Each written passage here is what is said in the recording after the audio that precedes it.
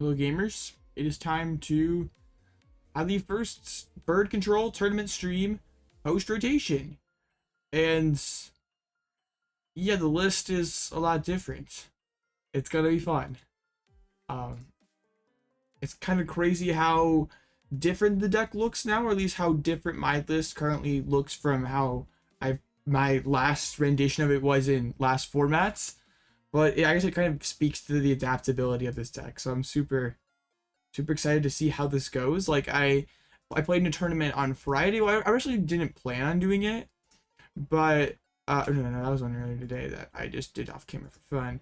I originally did not plan on doing it. Like I even showed up around late and everything, and it went pretty well. So we're using the same basic blueprint from Friday's tournaments and playing it again today. So yeah, here we go. Round 1 against Charizard, Barrel with a 1/1 Pidgeot. So should be a pretty solid matchup. They're playing a Switch. I'm playing a Sinnoh, which is kind of funny. Yeah, should be pretty solid for us. NJ Valiant is underrated. How does NJ Valiant deal with not having Switch cart anymore? I feel like not having as many switches is kind of a big deal. I'm not saying that it can't work. Like, you still have some pretty good Pokemon in that deck, but without Medicham and Iron Valiant, or without Medicham and less ways to get Iron Valiant pings. Yeah, I said Switch card. I meant Rope. My bad. Play more Jet Energies. Yeah, but like you can't like have those crazy pop-off turns as much. I mean, you're right, kind of. It's sort of. You can do that. I'd like to see a list, because like I'm sure it looks a decent bit different. I'm doing great. I hope all y'all are doing great. I like haven't been there's been nothing on the channel here for a couple days.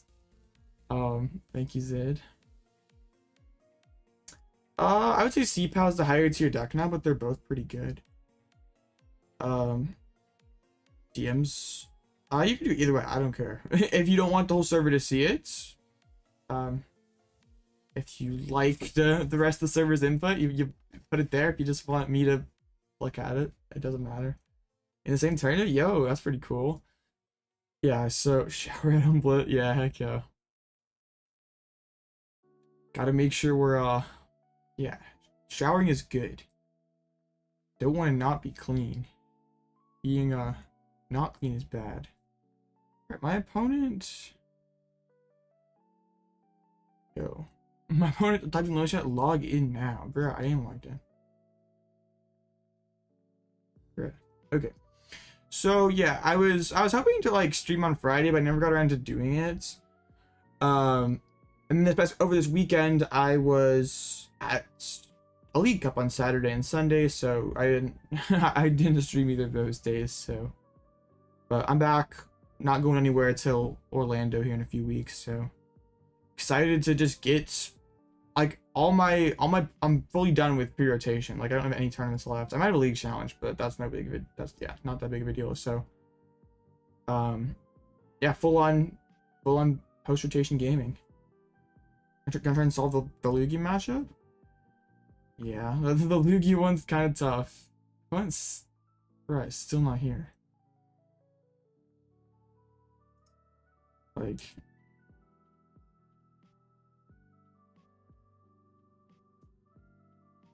well, I'll reset again. I don't like in slower pace matchups not being able to, or I just having wasted time like this. And the sauce for it bro says Aerodactyl. Oh man. Don't know what kind of sauce that is, but the capture card game, dang, Zid, moving up. But I do really like control this format. Like it feels really good. Like of what I've done with it off camera, I've really enjoyed it. It's just finding the right list is going to be so hard when you can like play whatever you want, but it's not good to play everything. Like, you gotta find the right combination of cards to beat the matchups that are important. So finding that balance of everything's been kind of difficult. Alright, my opponent's just not checking in. Alright. They didn't even have send stuff in Limitless chat. How long is that? I mean, it's past the check-in timer. I'm gonna... Let's see. If I send in friend request, does it still not work? Already friend... Okay. It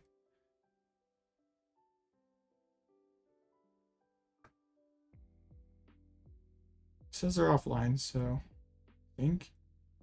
Yeah, they're right there. Maybe we'll play some Pokemon today. I play Wigglytuff EX? Yes, that card's good. This is spicy today. Is that a good kind of spicy or a bad kind of spicy? Oh, this is on Thursday? Oh man, so you're gonna... The content grind's gonna start soon. That sounds like a lot of fun.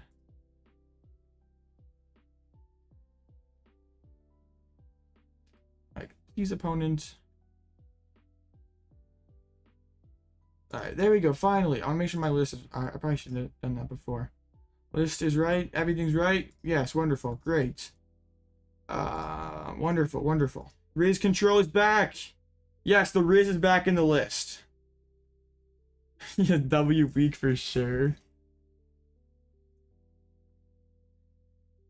Alright, Riz Control. We'll see what we can do. So up against Charizard, the barrel with a 1-1 Pidgeot with double vacuum and a switch are the main players here. But in this list, we do not play Snorlax anymore. Retreat Lock is a lot less good this format, so we're just playing Mawile now. So this matchup is a lot more different. Mimikyu's a pretty... is still our win con. That's what it was last format. But since we're not playing Snorlax, and we're not trying to Retreat Lock anymore as much, Erica is also out of the list. Yo, what's up, XR? Like, Snorlax is, like, still okay Pokemon to sit behind in the early game, but it's not amazing, I would say. Like, it's... Like, I think there are better 60th cards. But that's just where I'm at right now. Like, if I end up with one Snorlax in the list, I wouldn't be totally shocked. Like, the card is... It's still pretty solid, but... It's currently... It's not really counterbox, though. It's still a control deck. But... Wow. They just, like... Wait, now, like, Mawile Retreat Lock just wins. I'd say it still is a control deck. But last one I played one Snorlax, and now we're playing 0. And really the matchup where Snorlax was best in was Gardevoir, and Gardevoir doesn't really exist quite as much, so... There's a Mawile. Price double Cyllene! Oh my goodness. We're gonna have to take some prizes then. Yikes. I mean, we're on to KO Squovitz. It feels bad to take prizes in this matchup, but yeah, we're gonna have to do some stuff. That is scary. Boss. I think we just sisters. None, wow.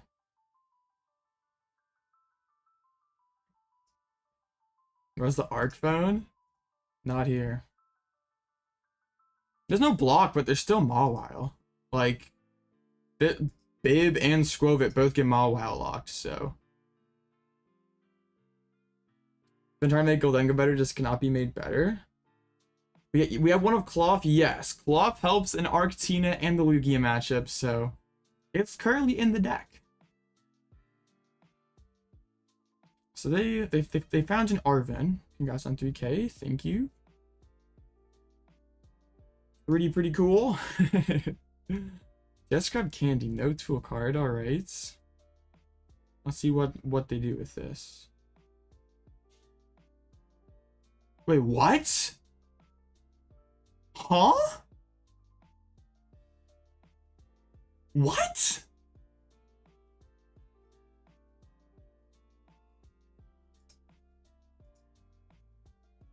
Excuse me? What are we doing? I'm gonna get second Pidgey so that doesn't get gusted down. Huh? Okay.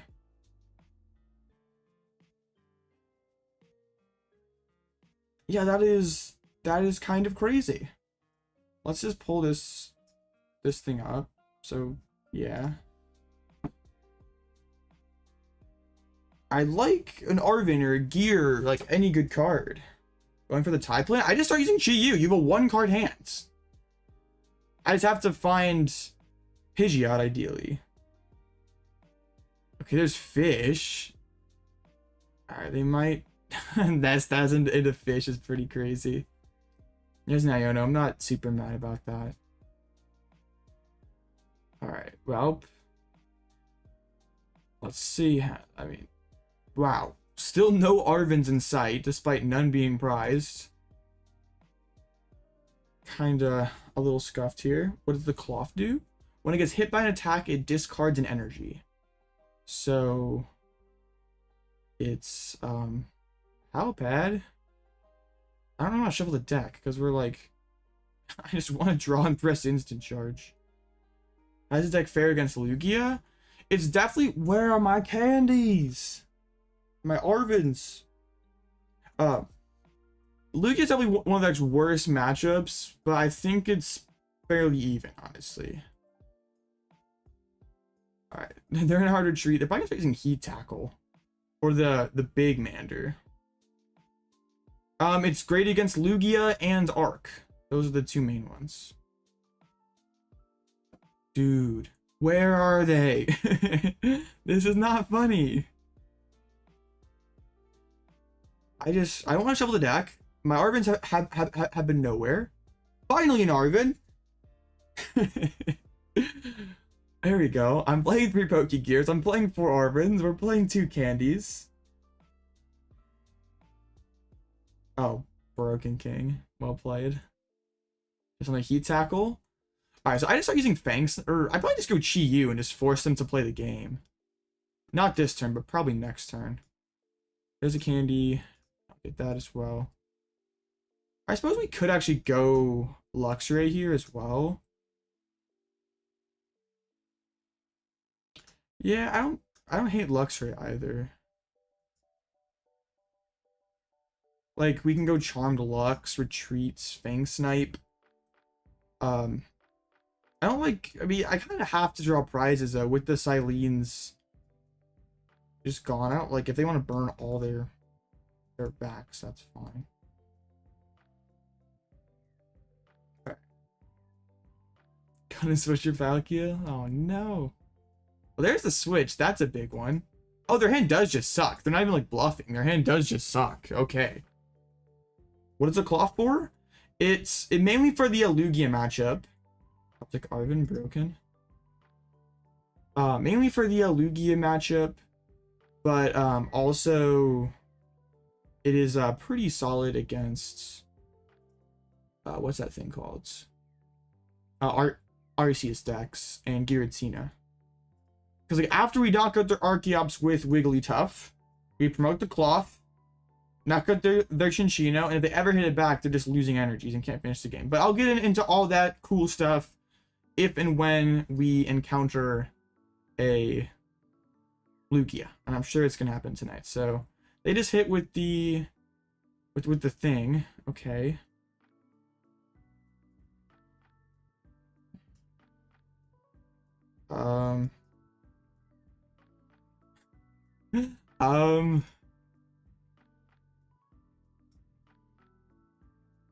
Yeah, this is pretty good. All right. Doesn't Lugia one-shot Klawf and lose 1 energy? No. We're not. Yes, technically it does, but we're not going to put ourselves in a situation where that happens. It's the Lugia match is weird. Like I could try to explain it, but I feel like I just probably. I mean, I'll try to explain it, but I feel like I'm best off just trying to just show you how to do it. We'll face a Lugia eventually, surely, right? Alright. Gonna stash again. Only 2 fire energies left. I do just eventually want to start going in with the Chi, and that might be next turn. We go quick for Chi. Boss is the discard pile, though. They play a boss. They're gonna knock out Mawile. That gives me counter catcher though, so I don't really care. We're gonna drag up the Squove and just start Chi-Yu milling, and they need a pretty epic combination of cards to start doing cool stuff. So yeah, this is fine. We do this. We also can go for Eri as well.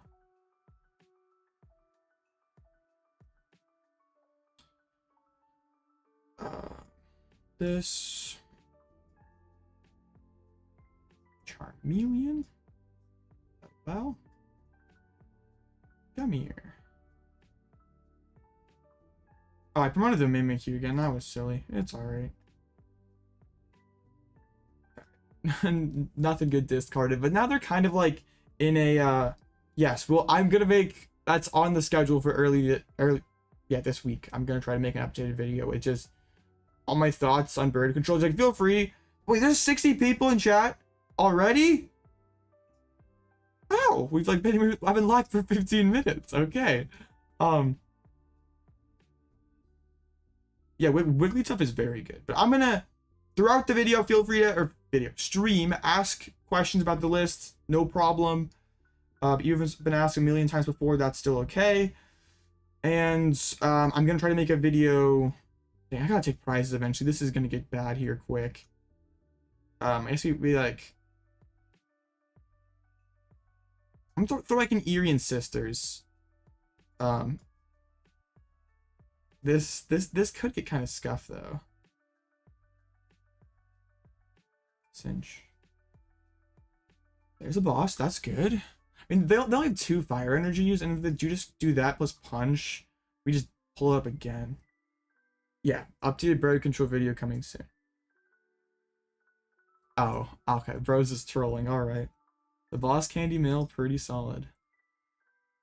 Yeah, they basically just put themselves in a top deck mode, which is not the move. I'm gonna go for Misfortune instead, just because they. Normally I wouldn't bin catcher, but I just we're winning by deck out this game.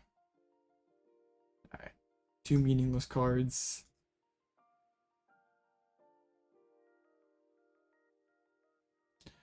So some of the matchup concepts are the same, but some are not the same.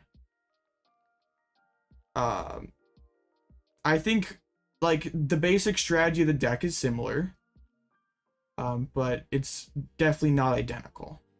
Okay, they bench Bib, which I guess gets them out of this jam here, but now we just drag a Bib, and they can't retreat that thing ever. So, yeah, sounds good to me. You just go Eri plus catcher. Dang, bro, how do you not have good cards in your hand? Come here, Bib.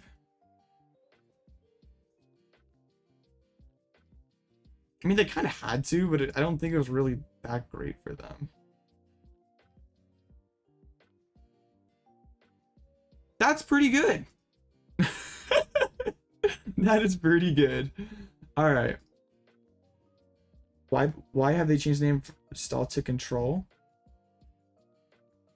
This deck is a lot different than the Snorlax Stall deck. Like, the Snorlax Stall deck, like we saw, like got finals yesterday in Vancouver, is just throwing Snorlaxes at you until you run out of switches. This deck is more like trying to, I guess, like finesse you with like Luxray and Chi-Yu and all its different attackers to put you in an advantageous board state so it can win the game. It can win by prizes, it can win by retreat lock, it can win by deck out.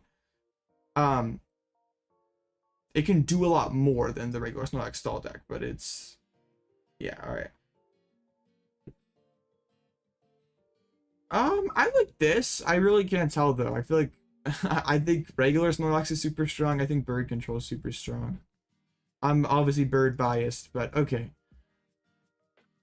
Get the dub round 1. Cool. Alright, so now we can show off the monstrosity that is my deck tonight. Can't call it Snorlax Stall anymore because there is no Snorlax. So haha. Yes, this is my, I guess, second take on bird control post rotation. What does a Klawf do? So the idea behind Klawf is its ability discards an energy when it gets hit into. So against Lugia, Wigglytuff would have 450 HP. So it would take three hits for a Lugia to knock it out. So we go Counter Catcher KO Archeops with Wigglytuff. They hit us back for not enough. We gust up their other Archeops while putting an energy on Klawf. And then they're stuck with their manual attachment for a turn. So they knock out our Wigglytuff, and then we come and respond back with Chinchino, Klawf to KO Chinchino, and then they can never accumulate enough energies on board to do anything from that point forward. Like, we have Giacomo to keep getting rid of their manual attachments. We can start using Chi-Yu to mill the deck. We have Klawf. Can Chinchino one-shot? Not 450 HP, and if they are, I mean, they can stack energies in play, and that gets kind of weird. I guess we like can go for like a more aggressive like caped Klawf if they're gonna like try to preemptively build Chinchinos. Like, we can also win the game by knocking out all their Chinchinos, like all their big attackers. Then they can't get around Mimikyu very easily. They can't get around Klawf very easily. So we either can win by taking out all their Archeops and limiting them to 1 energy per turn, or we win by knocking out all the Chinchinos, because and then they don't have a big attacker. No Erica or Mantine? Well, we're not really winning by Retreat Lock all that often. Really, the only deck that like our primary win con would be Retreat Lock is Future, but we also can do other stuff against them. So Mawile is just there to kind of keep him honest, force him to respect Retreat Lock as an option. Also, just can still win us games in a handful of situations. But like, we have several offensive threats in here. So they can't just have like 1 or 2 Pokemon in play, because we can eventually beat that with like all the healing and solid damage that we can do. So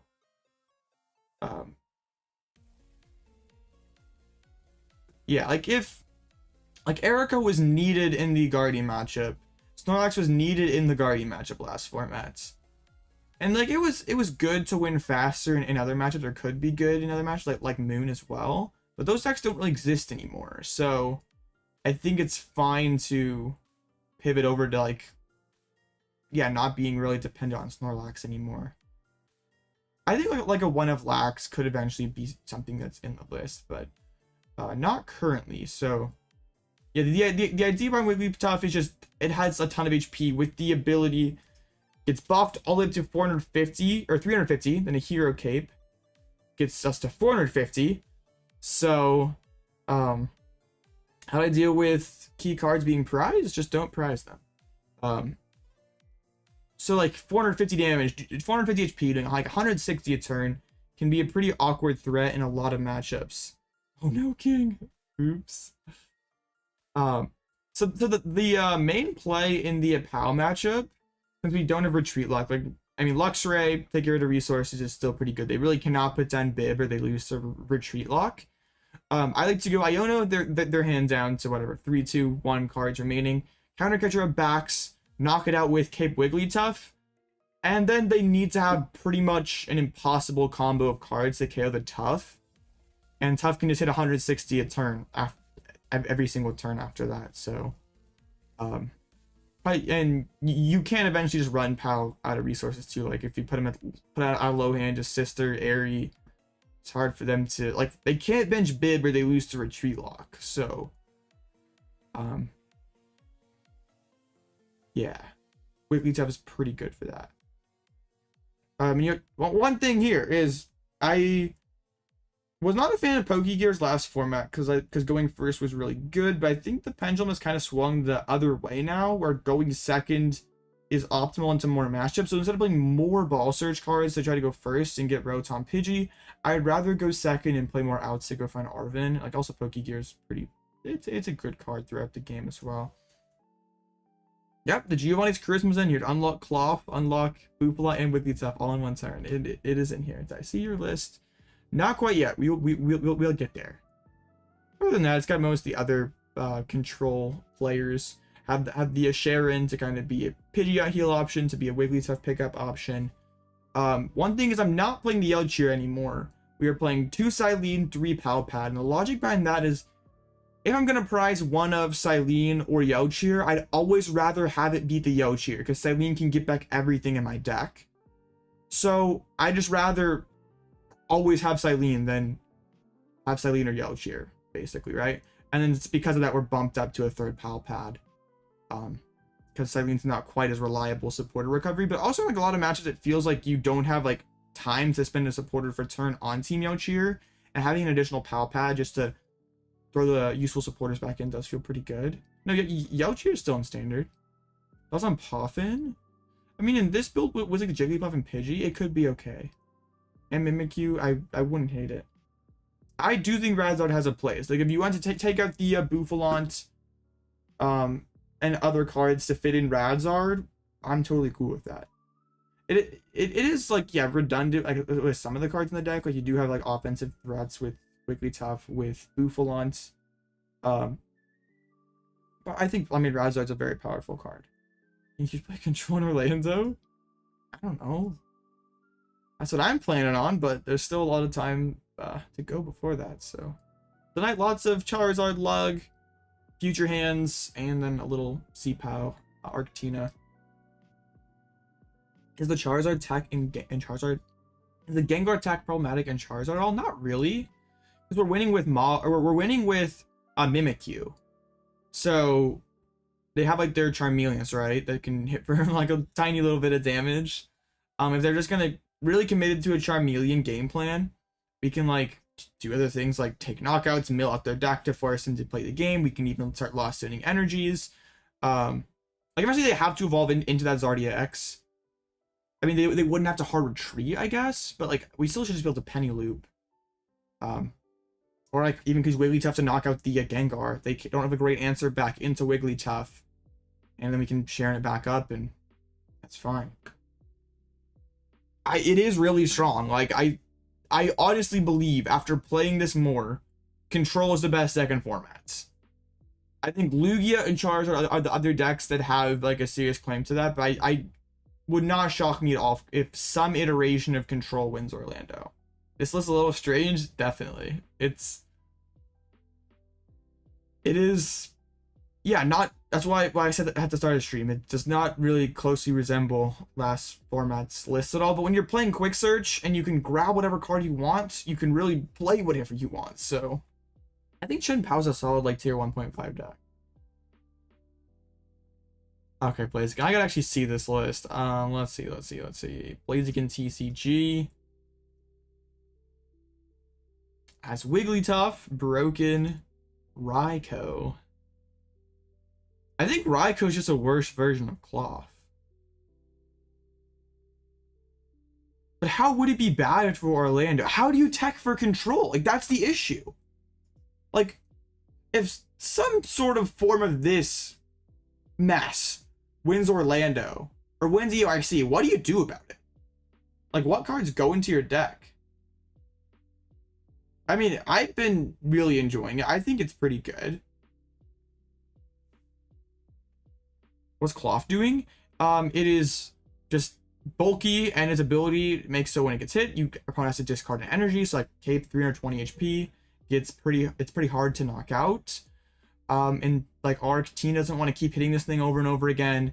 Like you said earlier, against Lugia, if we can like knock out their Archeops or knock out their Chinchinas and stuff, it creates like an awkward board state where they don't want to like keep hitting this thing over again, but they kind of have to win the game. I mean, you can be more well-versed in the matchup, but like your Charizard deck probably isn't winning regardless. I mean, maybe you can turn the matchup from like an 80-20 to like a 70-30 or maybe slightly better than that, but like I guess there's like, you can play more switches. You could play a Turo. There's like things you can play. It's like Zard can play Lost City to punish Mimikyu. I guess there's things that you can do. But I like, and people will be more well versed than like also in Orlando, like in a massive room like Orlando, and like what, like 2,500 people. Those people, like most of them are gonna be more casual people who like aren't super well versed in the Control matchup. Even if it did win UIC, like that's just a week.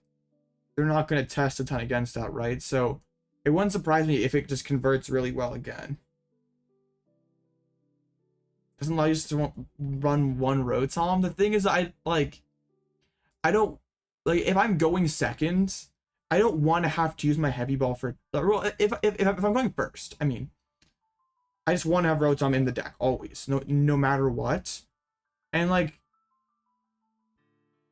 yeah, sure, you could Arven, like go second Arven for heavy ball, but like Rotom's a pretty good card. We like want it every game, so like it's not always good to use your supporter for turn to go fish out heavy ball. I'd rather not do that. Like if I'm just using, I mean, I guess it's kind of the same thing, Nest Ball or heavy ball turn 1, but it's just like you're not quite as punished as bad going first with this deck, and you play Nest Ball and Rotom's not there. It's like, well, this feels bad.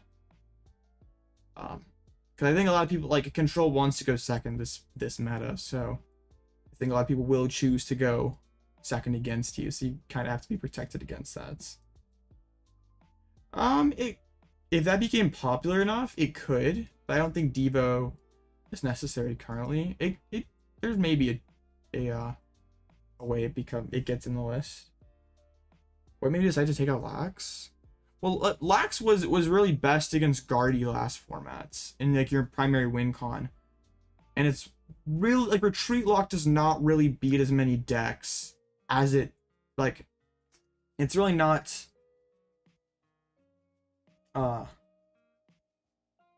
Yeah, it's not like super good, right? Like it's like niche. It can like force some decks to burn switches early. But it was good against Moon to like, you needed them to maybe burn a switch or two early. You had to sit behind it against Guardy, but those decks don't exist anymore. So having like Mawile, because it was always the strongest Retreat Lock option, like the usual thing you checkmated with, is good. But we don't really need we don't really need a Snorlax. Also, the side deck package, like the gold deck that like discards its both actives. I mean, it seems funny. It depends on the matchup, Sam. You offer coaching? I mean, shoot me a DM. We can work something out. Yo, what's up, RBD?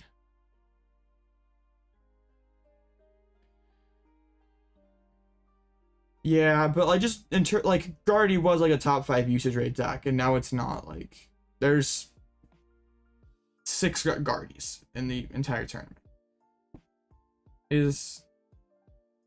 I think Great Tusk is a very bad deck. I don't think Great Tusk is very good. That deck feels so clunky. Thank you, Plays Again. Oh shoot, Moon. Are you cooking off things? Oh man, I'm excited to see the next lost pile you've come up with. I'm sure it's got some sauce. Yeah, like I'm not worried about Guardy being a super high percentage deck right now. Like I think there could be like the optimal Guardy list like probably could become a meta deck, but right now we're not worried about it. But ladder's full of future. It's crazy. Like it is like the best ladder deck, but it's just like I swear every game almost is future. Raging Bolt's pretty interesting. You have lots of Lugia and Zards. I think those are the 2 highest usage rate decks right now on Limitless, and Futures also right there with it. But in terms of like win rate decks, we got Control, Lost Tina. I mean, Lost Tina has got much more plays, but then also like Artina, Stall, Lugia. Some interesting stuff happening. If we've been a lot of downtime in between rounds, we'll look at some of the recent big online tournaments from this past weekend, and we'll check out some of the lists.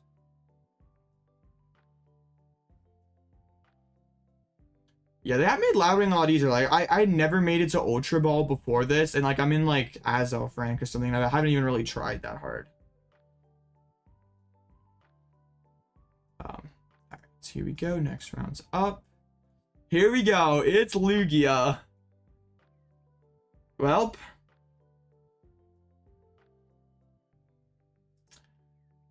Let's see how this goes, chats.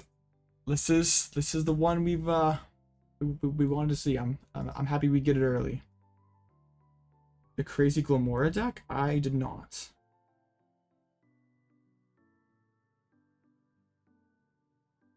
Do I see Crushing Hammers being good? I feel like Crushing Hammers are like kind of just like fake cards. Like the amount of slots you're using to Crushing Hammers probably should just be something else that like actually outright tries to win the matchup. It's Bibzar? That seems good. Future does feel pretty clunky, Owen. I agree. I'm not a future enjoyer. Why is my opponent hasn't checked in yet? So we'll wait. Yeah, like all my friends on my friends list are ultra ball rank. Like before, you'd see a lot of people in Pokeball, and there's like like one person on here. Like everyone's ultra or master ball. I would say like Future is probably like the best deck to ladder climb with because it's like the best aggro deck. Like that was Moon before, but just like you wanna whatever deck you're trying to ladder with, you wanna just win fast. I don't think like that's why we need a ranked ladder instead of this silly LP system. Because then like you could get to Master Ball or whatever, but like if you had like an ELO after that and it just like, totally sucked, then like who cares? But like yeah. I mean it's made it easier to climb the ranks, but like the ranks don't really mean anything, so it's fine. Well, the one thing I don't like about climbing with control is all the mirror matches. Like most of ladder, I feel like is just control and future. Like I was playing earlier, I was like trying to test Arctina, and it was just like non-stop Snorlax, and like it's not a bad match, but it's just an annoying matchup. What are your lines to beat Lax? I think playing the 70 damage Charmeleon. Playing Turo would be good. Playing Turo or Jet as your switching cards instead of an actual switch so it can't get discarded. But it's still like, and then playing Lost City to potentially Lost Zone their only Mimikyu would be pretty good too. Yeah, Lost City, Turo, Jets, and the 70 damage Charmeleon over something like the Devo resistant one. Alright, my opponent is not here. Oh, come on. I wanted to face Lug. If this is a no-show, that'd be kind of sad.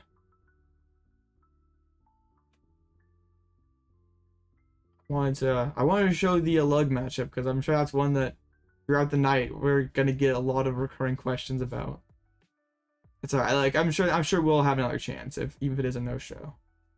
That's kind of funny though. Like you win round 1, but then don't show for round 2. Play a fun game? Yeah, we could do that. Unless Bro shows up here in the last couple of seconds.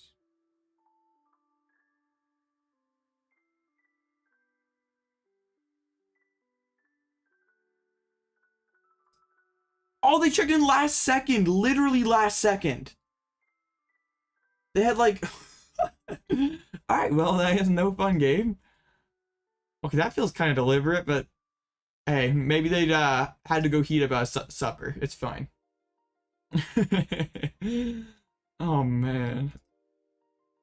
The last second check-in. I mean, I'm on control right now.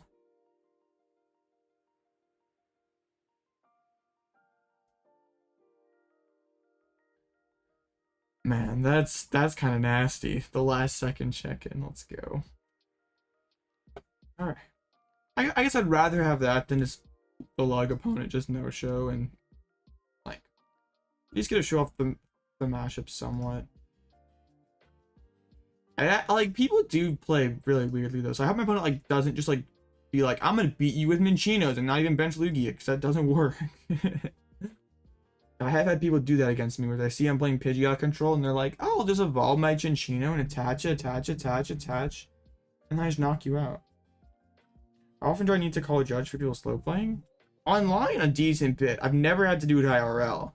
But I feel like people online feel like since they're safe behind their screen, they can do or say whatever they want. Because they do say stuff that they never do to you face to face.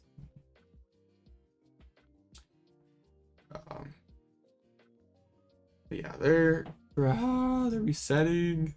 Thing we're gonna like. It's fine. It's fine. So I do like about their list is it only has 2 bosses orders, so they will have less ways to pull up my Pidgeot, my Jigglypuff, some of the important stuff early on.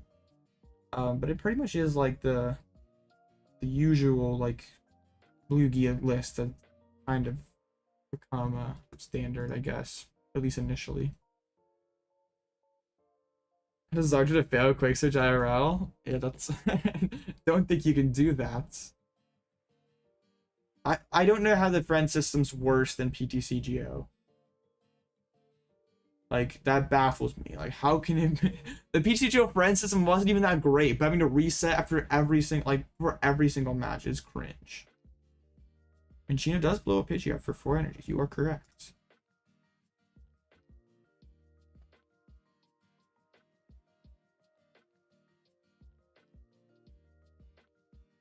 This is kind of cooking. Where do I want to go with this? Do I just like bet that I like find Pidgeot so I can like move back into something else? Okay. The Jiggly as well. Let me make sure we yes, both of those are in there. We can prize any Arvens. We have both candies. Firefighting, all okay. These prizes really do not seem too bad then. I mean, there's a no Cyllene in hand. Pad? Cyllene and a pad, or yeah, just a. This really is not too bad. Okay. I just need an Arven. This is, I like. This has happened too often to me this lately. Just like instant charge into 3 unplayable, but it's fine. Yeah, this is kind of scary. Like, I'd like to get Candy Pidgeot attachment onto Puff. They didn't want to call. Let's go. All right, that's pretty good.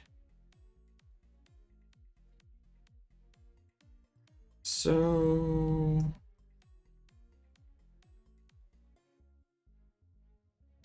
yeah, how do we?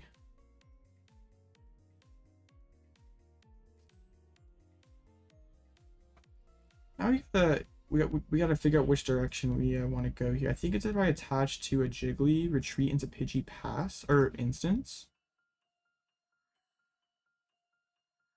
Let's go get ourselves the Mist Energy out of the deck. Put it on the Jigglypuff. Go back to Pidgey. I'm kind of thinking Jet Energy would be pretty cool. Do I just slap here? I mean, I could have actually. That might have actually been the move. I mean, going ahead feels kind of weird, but I mean, yeah. You're probably right, actually. All right, this is the double arch. See if they get a punch. That's fine. I wanna build towards this. They actually do get the Lugia.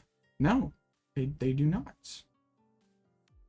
They go Chinchino instead. All right.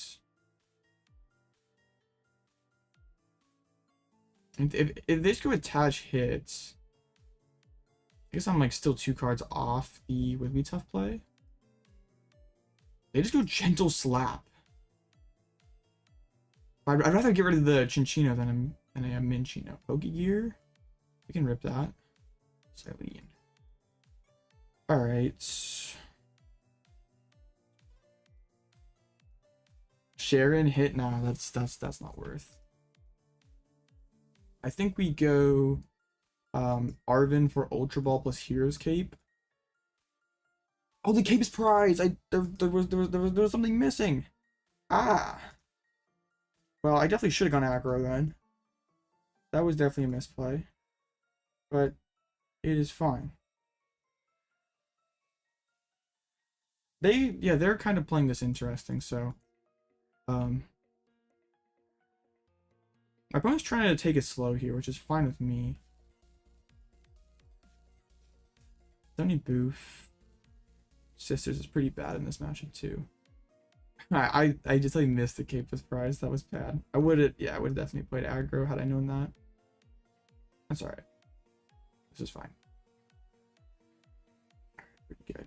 Yeah. They must be sitting on some pretty good cards if they guard a research double arch. But they didn't go V-Star and play aggressively here. They go for their treats.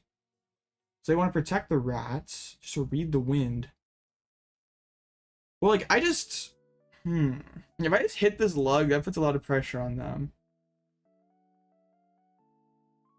That's probably the move, right? Just, like, hit for 160. Because, like, the most thing... I guess this could... This hits 350 max. That's a little scary. We could go Charmed Lux this turn. Charmed Lux this turn and then go Boss KO next turn. I don't hate that. Okay, we have Nest, Charm, all that cool stuff in hands. So we just like grab the... No, we go get that. Okay. Yeah, I'm wondering which way they're or what they're trying to do here.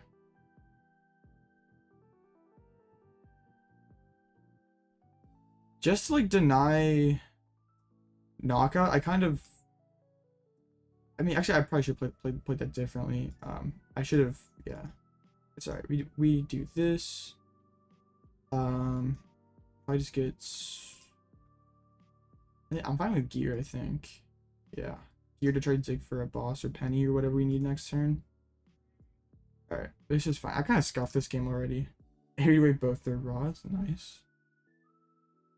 That's what we were looking for. Alright, so they have the Alugia V-Star, but now only one boss to work with. I definitely probably should have more aggressively chased the Chinchino. That was silly on my part. Because now they put me in a interesting position. But I guess if they whiff the Minchino... Okay, that is whiffing Minchino.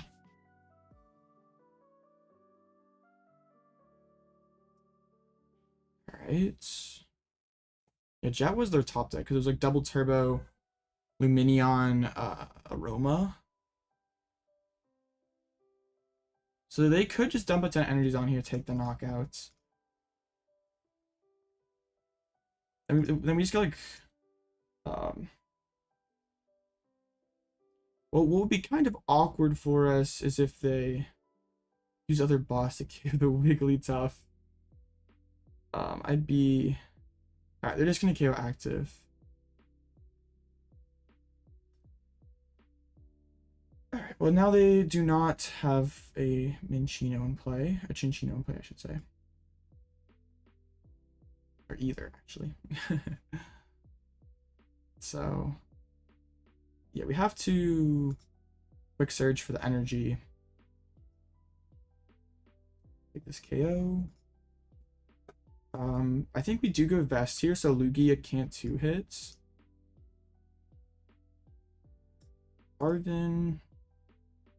I mean, I think Arven's like probably the best supporter we have for this turn. We go Arven for another catcher, maybe. We don't really like need a whole lot. We're just like sitting and just prepping the hands. Yeah,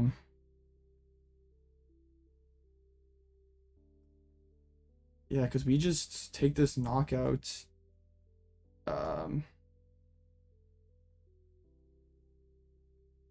Alright. The next turn we do have the counter catcher to chase a Minchino. Playing the Hero's Cape would be pretty good. Mimikyu's not horrible. I guess we'd heavy ball anyway, so. Next turn, like, we... Oh, I just realized the Giacomo's prize as well. I mean, I don't remember seeing it in there. Their heads. Like, if they preemptively load up a Minchino, we chase it down. And if they just want to hold the energies, we go after an Archeops this turn.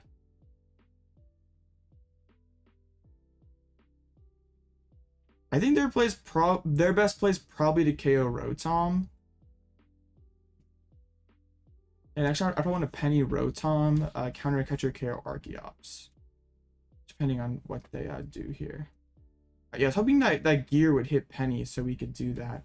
Another double turbo. So actually, this thing can't KO Rotom. Okay. Oh yeah, this is much more than just goofy retreat lock deck. They just put a gift down there. So they can get 4 energies on this next turn.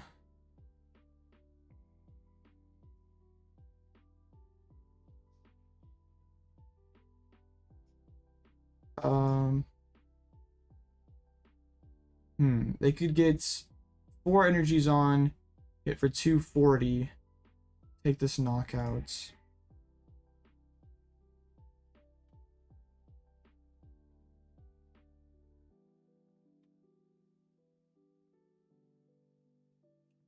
That would be sort of troublesome. I could hit it, but then I'm... Yeah, I think I want to KO the Arch. We have to play a supporter, so... what do we want down here? A double turbo, I guess, would be a pretty good top deck. Alright, dope. Ooh, actually the double CC play would have gone pretty hard. That's true. I'm so I'm sure I'm gonna misplay a ton in this. I'm definitely still learning this deck. Like, there's just so many lines that it has.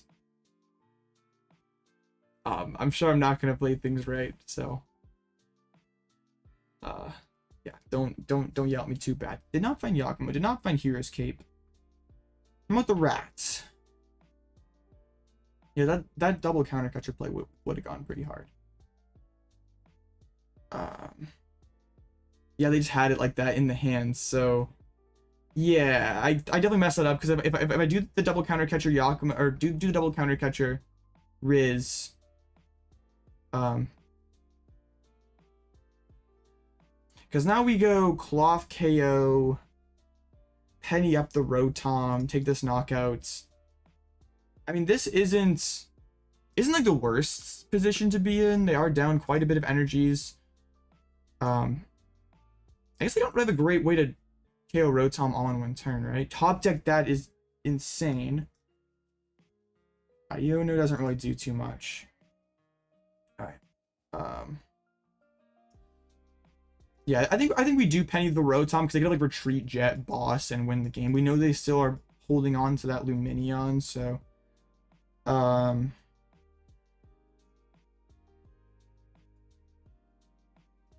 yeah, we do this, take this knockout. And like now if they hit into this thing, they lose an energy, so that becomes so much less good. So if I could pull the Giacomo, that'd be insane. So like make it so they can't just sit and load up rats. Hero's Cape, pretty good. Alright. This game's not quite how we draw it up, but we're still in here.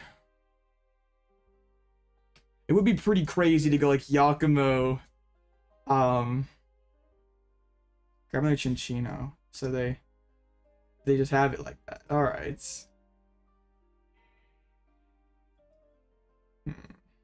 Just Tempest Dive. That unfortunately 2 hits us. There's a counterattack pincer. But I think our play here, we have to search out Penny.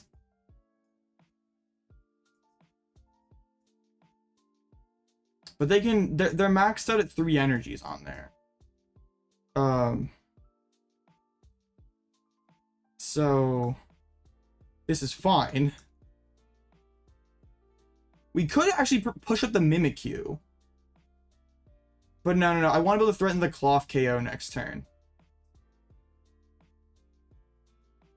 We gotta actually gone blustery. That wouldn't have been bad either. There's just so many different directions you can go. It's kind of gross. Alright. Let's throw back in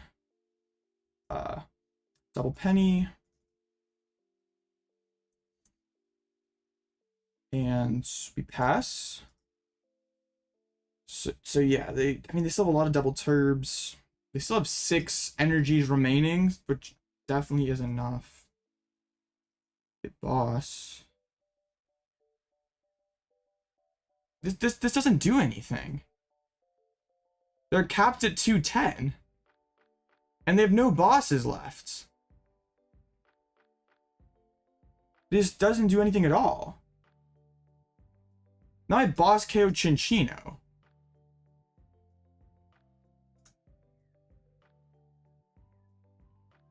Yeah, that was not the move. Actually, no, I go out counter catcher. I lied. I mean, yeah, we did into Cheren's. Why not?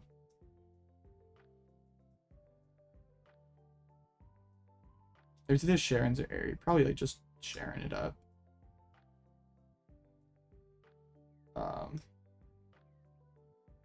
Okay. Want the Klawf EX? Yes.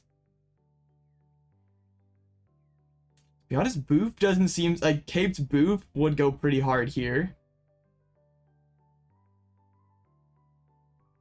Cannot draw Giacomo the prizes to save my life. It's okay. Wait, no, they have to keep hitting into this Klawf. And they run out of energies if they keep doing that. That's the problem for them. I guess Penny and push it up again.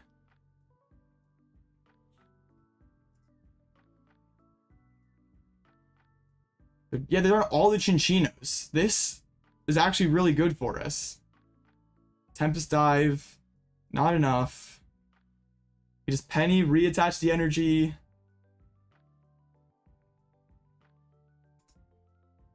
Yeah, if they ever just like decide, you know what, I'm just not going to attack anymore, or they're just not gonna swing, I can keep using Falling Press and eventually win the game myself. So I can save the cape for something else. They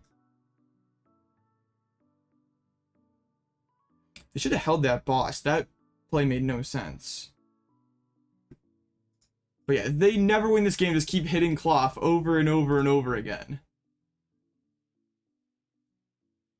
Yes, we're both down to 2 cards in hands. I mean, I drew another Pal Pad. That's the final double turbo.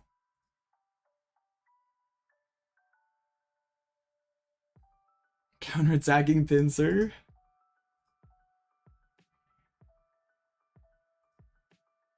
Okay. Yeah, we quick search first, then Penny.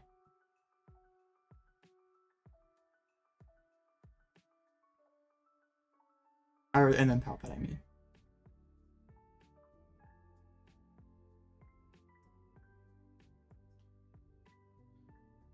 All right.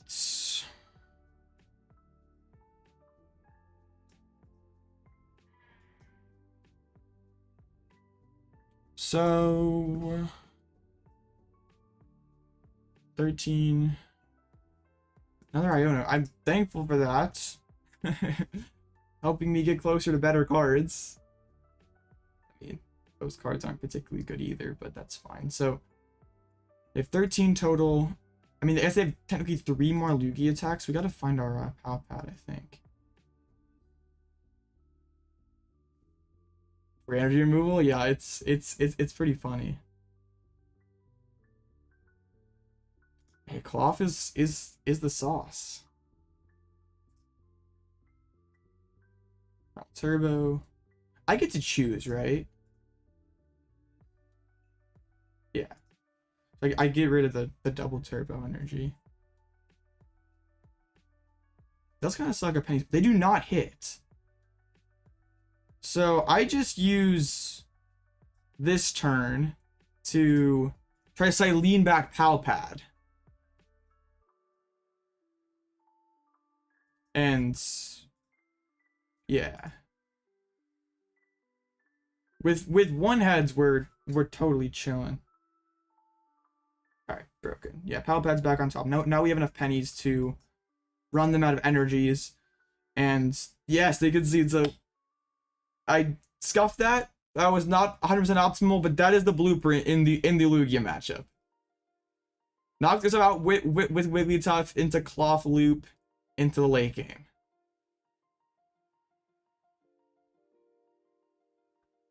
That's how we drew it up, kind of. It's not flawless, but it works.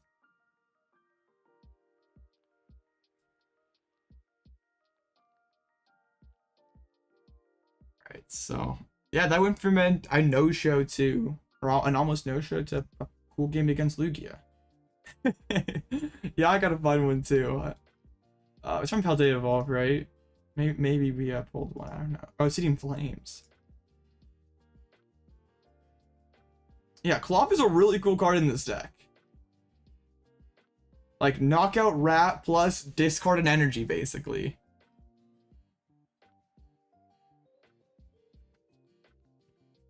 Because after we kill the one Archeops, they get put in a spot where they don't ever reach KOs. Yeah, like they can't reach big knockouts, and if they do potentially load energies, we just pull it up and knock it out. So yeah, we won that game without Giacomo, which is pretty nice. Also, just a Zubat rescue board that has a pivot. Well, we don't have anything that, I mean, aside from Eri, we don't interact with our opponent's hand at all. Like, we don't play Erika's, so I don't think that really makes sense in this build. But like, I'm telling you guys, this list looks like a disaster. There's even more crazy stuff happening than last formats. But it kind of works. I mean, yeah. The Lugia match is one that's like a big issue for like regular bird control. Like if we go over like this, I'm sure it's like what, 25%. It's atrocious. But I feel like my build here is much closer to 50-50 to slightly favored.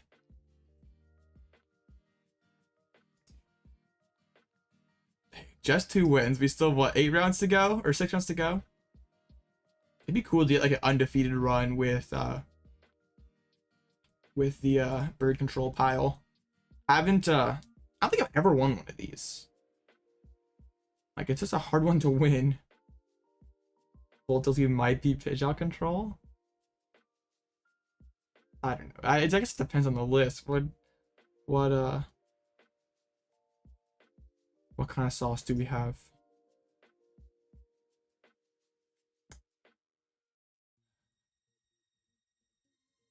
This is, Eri's just so good against Lost Box. Like Eri plus Bouffalant is nasty. Sandy Shocks does go pretty hard. Got the double Sada. But no Slitherwing or Fluttermane. I feel like Slitherwing's pretty clutch in the future matchup. The list is gas. I'll trust. It looks pretty fun. Well, no, I'm not saying no. It's like Shocks is still good, but just having it in addition to that.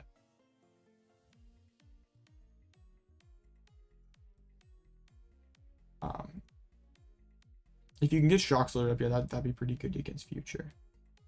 But also, you could like load up Slither all in one time without having to have a Mirage Gates. Like if they go fast enough, it'd be hard to like get gate before they're like 3 prizes out. Alright, so after the first round, go through the jank stuff. Lost Tina doing pretty well. C-Pow and Lugia doing well. Future doing well. I guess a lot of the popular stuff is doing pretty well. I had such high hopes for Great Tusk Mill. I thought the deck would at least be viable. But it's currently rocking one of the lowest win rates of like all the most played decks. And I don't even know if you can fix it, honestly. Like this deck, like it's such a clunky deck, and there's already basically zero margin for error with like a mill deck like this. Like you can't take too many turns off. Kind of disappointing, but yeah, I thought it would at least be okay. Maybe someone will have the optimal consistent Tusk list. Day 2 EOIC. You pinged me in Douglas. Yeah, I saw. if we ever have like a long period of a downtime bug catcher, I will take a look at your anti-value list. I promise. Just haven't had the opportunity yet.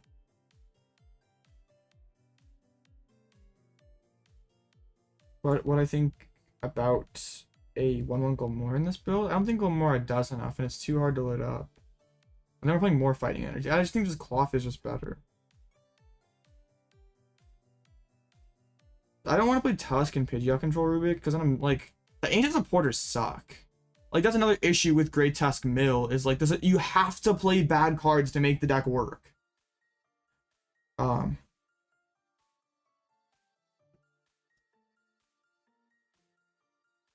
Why not Snorlax in my list? Well, Snorlax really was just in their last format because it was good against Gardevoir and it was like solid against Roaring Moon.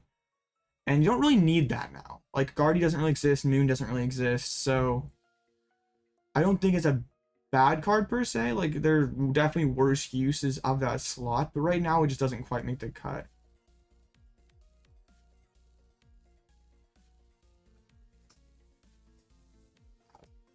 Yeah, it's just, Retreat Lock is really not as important as it used to be.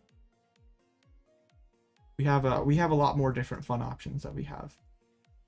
So, all right, Stall versus Zard, Guardy versus Stall. All right, broken. Well, I think, like, okay, Lugia is 25%. Let me see if I can. Not open. Rip. I think Lugia's. We're at least trying here with the baby locks, but I like the thing about why Klawf works and Wigglytuff work is it forces the Chinchino response. Lugia does not work, so it forces them to put energies on a vulnerable Pokemon and run through all their Chinchinos. Like, Luxray comes in and takes a prize or takes 2 prizes, but then it just dies. So, yeah, then you gotta like recycle it or do it again. Like, I don't see how the prize map lines up with this deck. There is 0 prize manipulation, which is kind of scary, but I feel like playing Daisy plus Arcbone's kind of cope anyway, because it's like hard to like, you gotta actually seek out 2 different cards versus 1 in Peonia, and you only get to pick one of the prizes. So it kind of sucks. So I just want to play more good cards instead. Like, give me a 3rd Pal Pad, give me a Pokégear. Like, yeah, your games are just gonna be chalked because you maybe prized 2 double turbos here. Like, that first game we prized double Cyllene, but we're still able to take the dub. Like, yeah, it's definitely something to get used to. But yeah, you definitely sometimes have to switch up your game plan. Like, oh no, Wigglytuff's prize. Do we just scoop the Lugia? I don't think, okay. I'm pretty sure Lugia is gonna start playing stadiums if Snorlax Stall was like, I'm pretty sure Lugia would rather just play a couple stadium cards and not lose to Snorlax Stall than just like lose to Sinnoh and Snorlax Stall. I go up against another on paper tough matchup, Arctina. But this one has a 1/1 Toadscrew line, which doesn't really matter in this matchup. Eri, which we need to be careful of. They have Turo 2 Switch and a Jet Energy, so retreat locking would be kind of hard. But Klawf, Wigglytuff, Bouffalant all really shine in this matchup, and we need to be careful of the HQ and Lost City. So, alright. What's the game plan versus Laxstall? We just go in aggressively with either Chi-Yu or Luxray and start discarding cards, put pressure on them, and then they respond with one of their, like, they respond with their Chi-Yu. We just lost them their energy, and like, we stay aggressive, so they have to go in. And as soon as they bring about an attacker that does anything, we lost some energies. So yeah, like once they have no option of milling left, they have no offensive win condition, we just announce Jealously Singe every turn and win. The Bouffalant really helps the mirror. Alright. Yeah, Wigglytuff and Klawf to force more resources out of them is because like Caped Klawf, they kind of had to have a lot for that. And if they're spending Vacuum to like deal with Bouffalant, then they're not going to be able to take like a Cape or a Vest off Wigglytuff or Klawf, so could be pretty good. I didn't see a Super Rod in there. Wait, one thing I have to check is Klawf weak to grass? Can an Iron Leaf just come in and it is? We have to be careful about that. We cannot lose to that. No way. So there is 5 grass energies in the deck, so we need like 4 to be gone for Iron Leaves to be. What about Control versus Ancient Box? Like in this build, like Bouffalant's just such a massive threat for them. They don't have a great way of dealing with that. I'm not really super. I like Wigglytuff can just tanks and one hits everything and can't get 1 hit or even 2 hit back sometimes. So also I'm not like super concerned about Ancient. I don't think it's all that great of a deck. These are 2 things I hate opening with. I'd rather open a single prizer any day. They have a Tina, which is sort of awkward. Like, I guess if I were gonna lose Chi or Lux, I'd rather it be Chi than Lux. They should attach pass, so we can go Pidgey, Rotom, Instance, and get an energy drop. Okay, let's get to the Pidge. We have the Mimikyu, we have the Jiggly, Klawf, Rotom. Wigglytuff is not in there though. I'm blaming all you guys for jinxing my prize cards. Y'all are fine. Was the Boof in there? It was, okay. If Risen Hands. Cape is in there this time. Rip. Okay. So that is no longer an option. Let's go put down the Luxray. It's instant charge. That's potentially pretty good. Like they're just all they can do is Abyss Seeking next turn, so that's cool with me. Like as long as they don't build up an arc, like Shred can only get them so far. Hoping this gear hits Arven and gets us moving along. Those are some pretty good cards. Alright, so Fang Snipe would presumably get a ton of value. Iono isn't the worst in the world, but Arven is better. Arven is much better. Okay. Rare Candy. Forest. So I think we go Candy Pidge. Like search out Fire, attach retreats, and then Fang Snipe, and yeah, drop the Forest Seal Stone as well. Actually, like Mist is probably less good. The other stuff could maybe come up, but Mist is never coming up. I don't necessarily want to have to Super Rod back the thing. Alright, Fang Snipe. What you got in there? The Lost Vacuum. Easy. So that they could go for that like Lost Impact hits.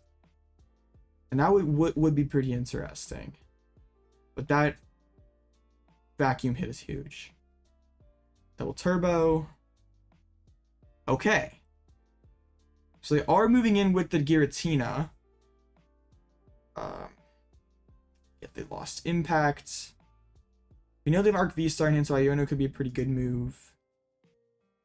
So would Bouffalant would also be a very great move. Klawf would be a pretty good move. Well, I guess they can just boss around it. That's Boof. Yo, we actually have the we have it all. Cause then Forest finds Double Turbo. We quick search for the Fire. Okay, that was an insane top deck. So Forest Seal Stone, get ourselves Double Turbo energy, quick search for Fire energy. And they're in a sort of difficult position. Do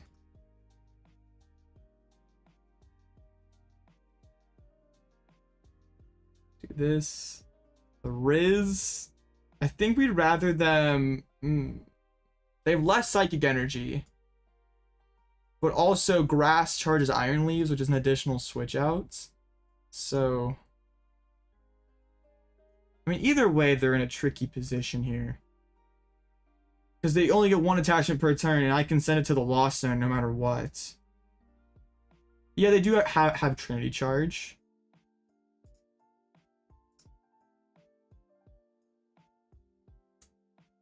Plot armor is crazy. You're not wrong.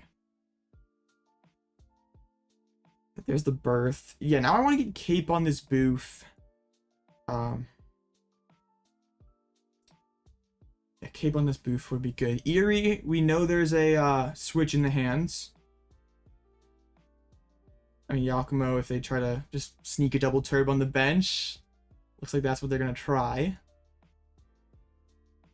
See, I could just save Counter Catcher, just Giacomo the energy away. An instant charge, that's chill with me.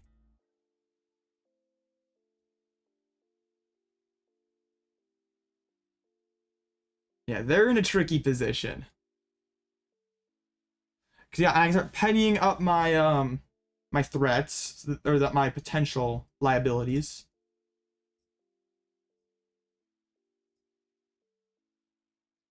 Why did they evolve? I do not know. That well, I think they were trying to find the energy, but they know I always have it, so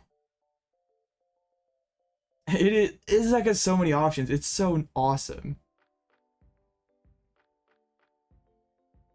If I ever could build the board of Bouffalant threat and Chi-Yu milling, that'd be really tough for them to respond back to, right? Yeah, but they can't even go like Judge Attach Energy and hope I miss, because I always have Counter Catcher or Boss with Quick Surge, so yeah, I'm sort of unsure how my opponent, what my opponent has right now. Because yeah, we have the Boss in hand. I'm just gonna put the Cape on active. Penny up the Chi-Yu. Instant charge. Like, I got all the time in the world. I'm probably gonna start building Klawf next turn. To like have like be like, hey, I can put offensive pressure on you. Devo and Pray No Kanzi. Yeah. But like Zards are playing like double Charmeleon and like double Charmeleon. Like Devo's lost a lot of value this format. Like there's more Bib Zard and more like double Charmeleon and like regular Zard. But that might be the technical control, is just like try to break them out by getting rid of their bird. Yeah, because now I just go and establish Klawf. And start just applying pressure on them.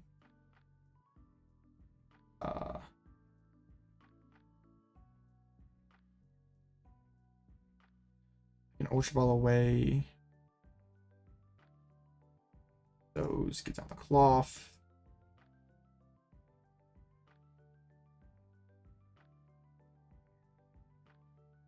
I mean, we hit switches off of this. Ultra Ball, I suppose, is relevant. Yo, what's up, Sodium Addicts? Yeah, we're chilling.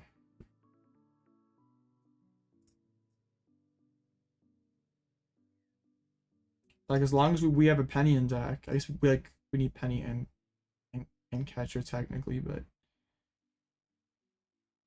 we could go for the Falling Press, like Boss Falling Press KO, and just like, I don't know if that's good though. That's the thing. We can't just be too silly about things. We gotta play somewhat smart. Right, let's get the double turb. Have the Klawf online. I'm gonna Pal Pad back in Giacomo and Penny, and try to Cyllene it back.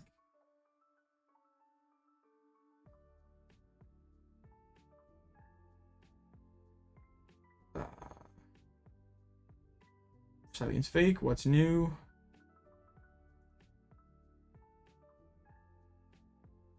So we're wait, we just throw these back in. PTCGL did not shuffle at all.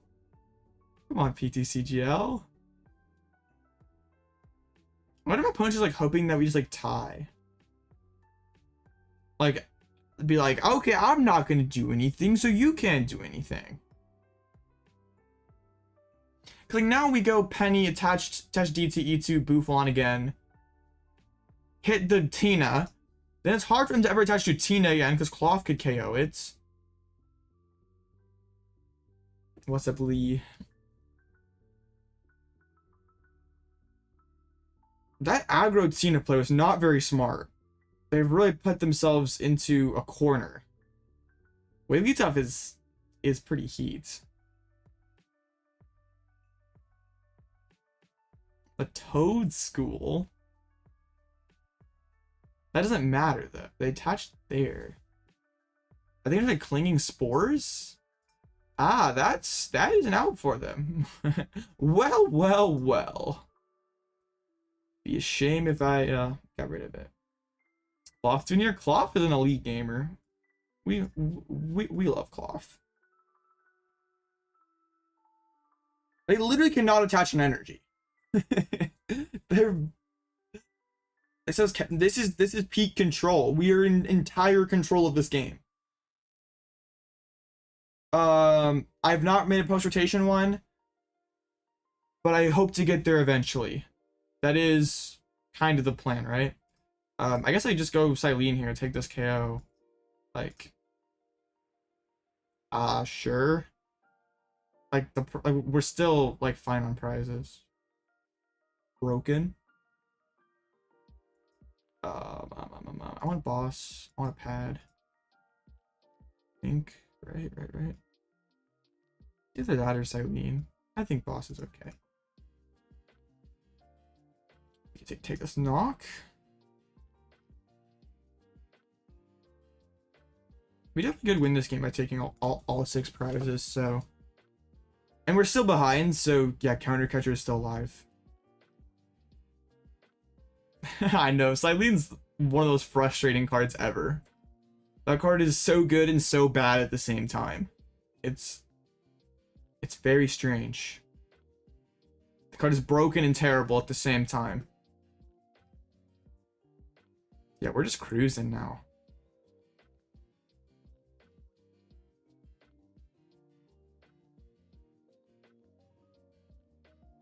We have boss on top, which I'm cool keeping there for Iono. I mean, only 80 damage? That's okay. This thing still could die to another falling press. And we have Penny Counter Catcher locked and loaded in hand. They can't ever attach double turbo, which is like an issue for them, and that has to be the second attachment.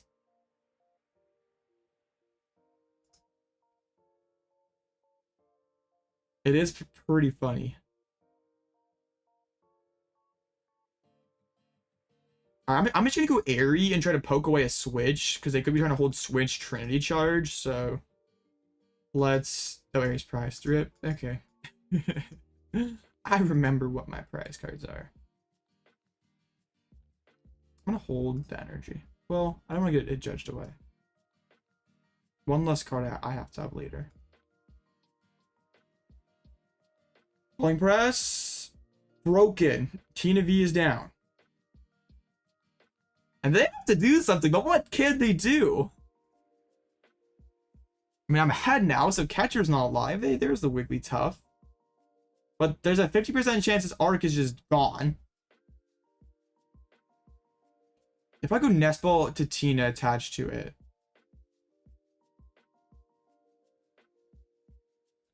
But, like, they can't ever win the game by just shredding. Like, they do not beat K Bouffalants.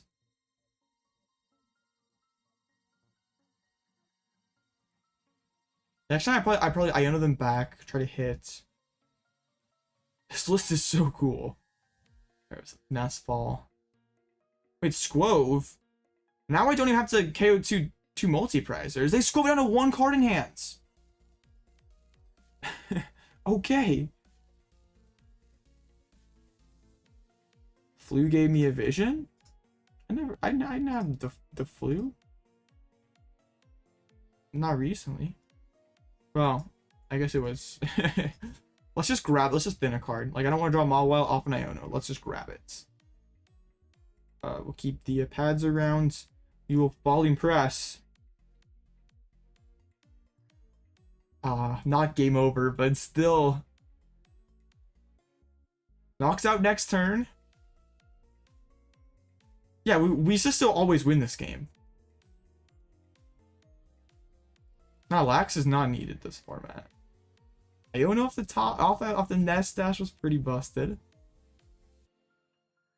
Okay.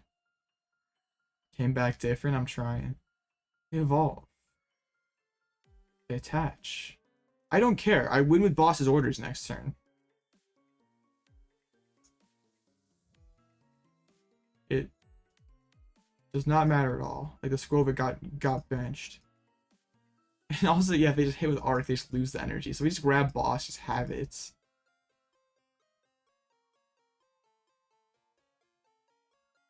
And to evolve Brain around this deck. Evolving Brain is good. And our boss wins it. Having poor falling press luck, but it's fine. They can Trinity Chart. They can Trinity Nova and lose an energy.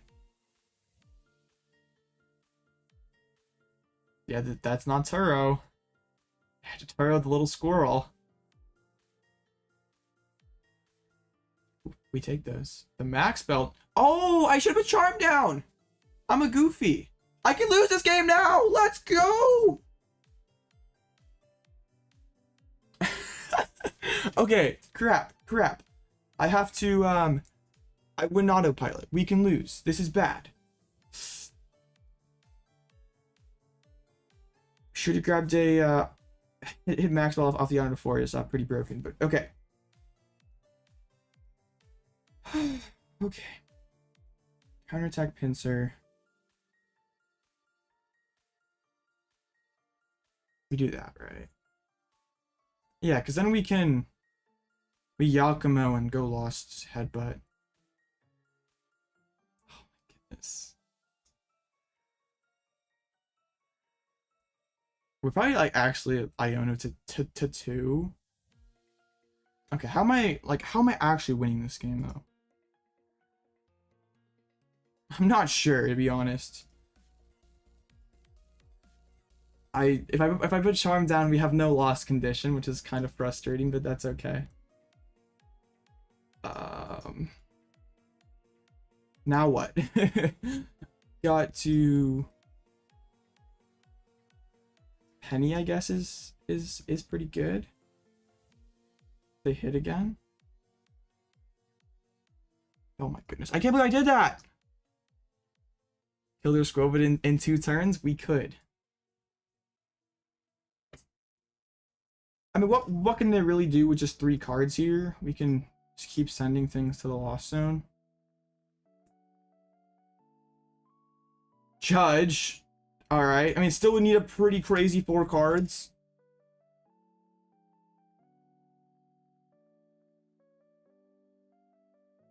Wait, if we just Lost Zone energy off of Tina, can we lose? Because that's... Oh no. Did they hit the Tina V-Star? I'd be so mad if they did.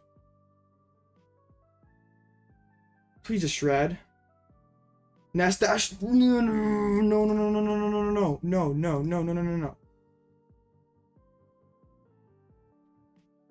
I can't take this. This is too much for me. Alright. We Pal Pad.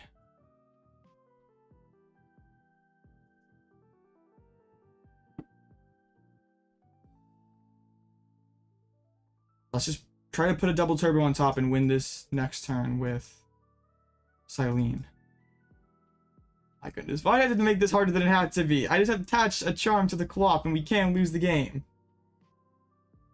I don't have energies to give back, but now we do. We put double turbo on top. Next turn, quick search finds... next turn it finds it. Okay. This is their last grass. No, there was no energies left. That would have been way too easy.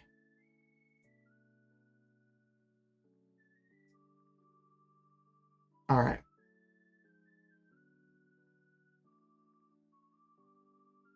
Alright, one puzzle with control? Because control takes prizes. This isn't stall. This is control. I had to make it interesting, Chad. I couldn't just totally roll them. There's the Lost City. The Nest Stash. Hello, Qual. How's it going? Are you coming back to a Pokemon now that rotation's hit, or is bro still gone? Abyss Seeking. Alright, that was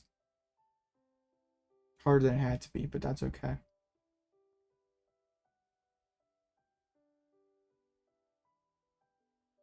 I'm just happy how we happy how like no matter if the rest of the stream just goes to crap and we just brick and everything sucks, I got to show how Klawf is clutch in theoretically bad matchups. Klawf and Bouffalant. So stream's already a dub.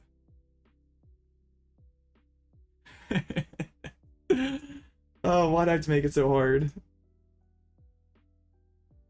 No, yeah.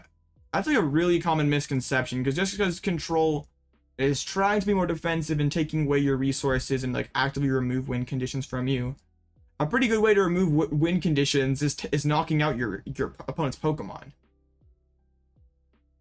Like, that's, instead of playing Crushing Hammers, it's a pretty good way to remove energies, just taking the whole thing out.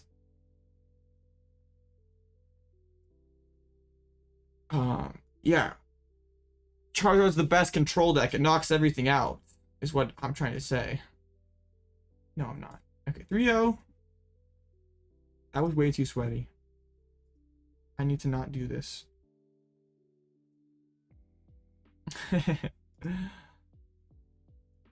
But yes, so far so good.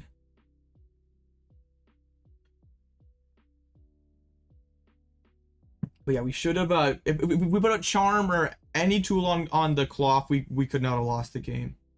Instead of quick search for boss, it's trying to quick search for a tool. It's alright. So yeah, let's see after round 2.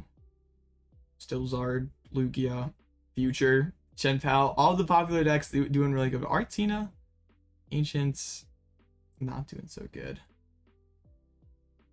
I did face as RDX control deck today too, actually. Most other control decks? Yeah.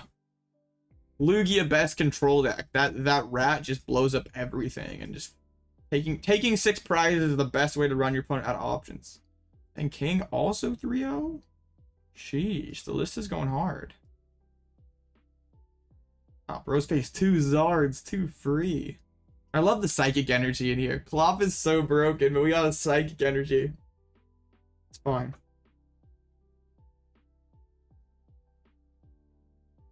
Yeah, I know, right? Like, the best way to lock your opponent out of the game is just beating them. The wet hairs evolve more than control? What? Huh?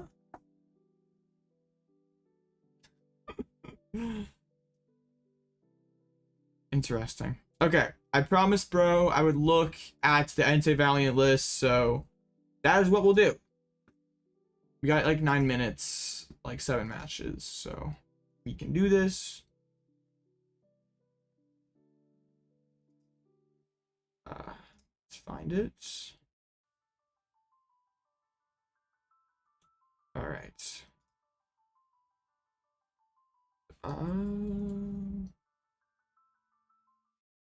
So there's this. It is tiny. Let's make it bigger. Ugh, bigger. Bigger. All right, broken. Oh, it's Entei Valiants with less switch cards. Maybe really like Entei Valiant played like 2 Jets before. At least like a lot of the early lists played 2 Jets. But I guess like you have like Prime and Jet. It tries. It's interesting though, like Barrel really proved to be pretty good in the deck, and not doing that's kind of interesting. I don't know. I think I'd have to play this deck. So I've never really been much of an Iron Valiant fan. Yeah, I've never really been much of an Iron Valiant fan, so I just kind of have to see how it plays. But yeah, without Yoga Loop, it just seems kind of underwhelming. Like you don't have like those crazy combo turns anymore. But maybe I probably should just prep like before I just rip it to shreds. Probably should like actually get games with it. Yeah, you can still donk stuff. That's true.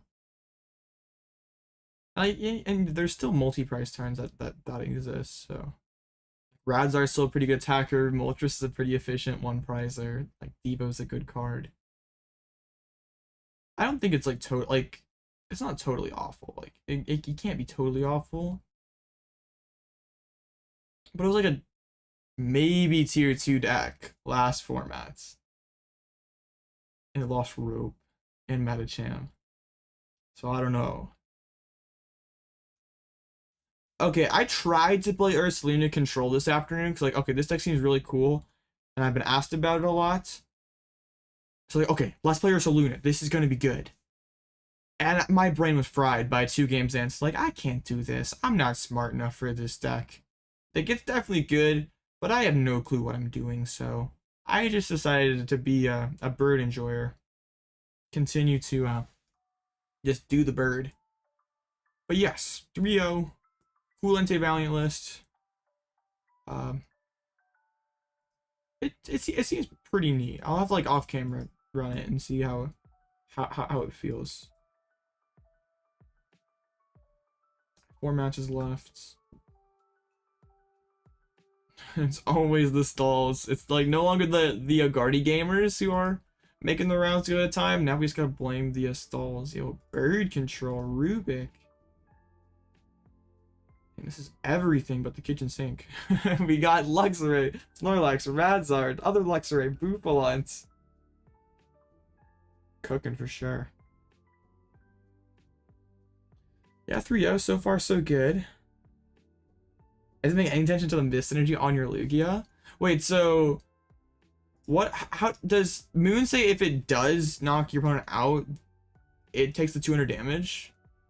Okay, so it just fails. I was like wondering if it like it's like basically just 200 itself for nothing, but it would just fail. It's like it's still a massive W.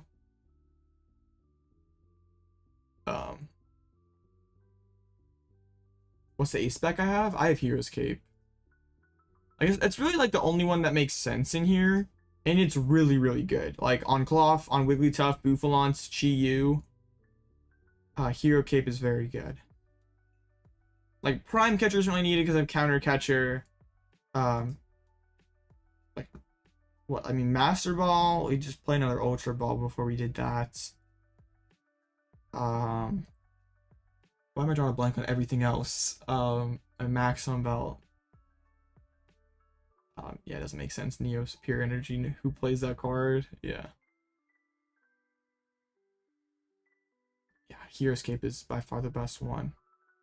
Yeah, it's a big reason why the deck is still super good. Just turns out giving Pokemon 100 extra HP with 0 downside is really, really good. Like, I was playing Luxurious Cape before and sticking it on Bouffalant. Actually, I went to a cup this weekend. The first cup we don't talk about. That one went really bad. The second cup, got the bye round 1. Faced Zard round 2. We were chilling. Round 3, I faced Lost Box. We tied. Round 4, C-Pal. So we're 3-0-1 gaming. Then I faced the legend known as Ross Coffin, the last rounds. And we're both guaranteed in, but Ross doesn't want to tie. Understandably so, because he wants to not face his only bad matchup in top cut. So like, okay, what the heck? I could scoop to him, but let's just get the dub. And Ross decides to go for a single moon game plan against me. 1 moon, that's it. So I bust out the Luxurious Cape Bouffalant and start lost zoning energies. And he kind of panics and frenzies gouging it with just a Moltres in play. So I go Iono to 4 and start just blustery winding and knocking stuff out. So I end up beating Ross and Swiss by taking 6 prizes, which is pretty dope. We don't talk about the fact I got 2-0'd by Ross in top 4. Hey, I guess I can say that I lost to Ross in the tournament that he got his Worlds invite. We take those, I guess, right? Yes. That's pretty cool though. Bouffalant's pretty good. I kind of like penciled it back in there, like without even like really testing it too much after last format. And like without Moon and without Guardian this format, like, is it really as good?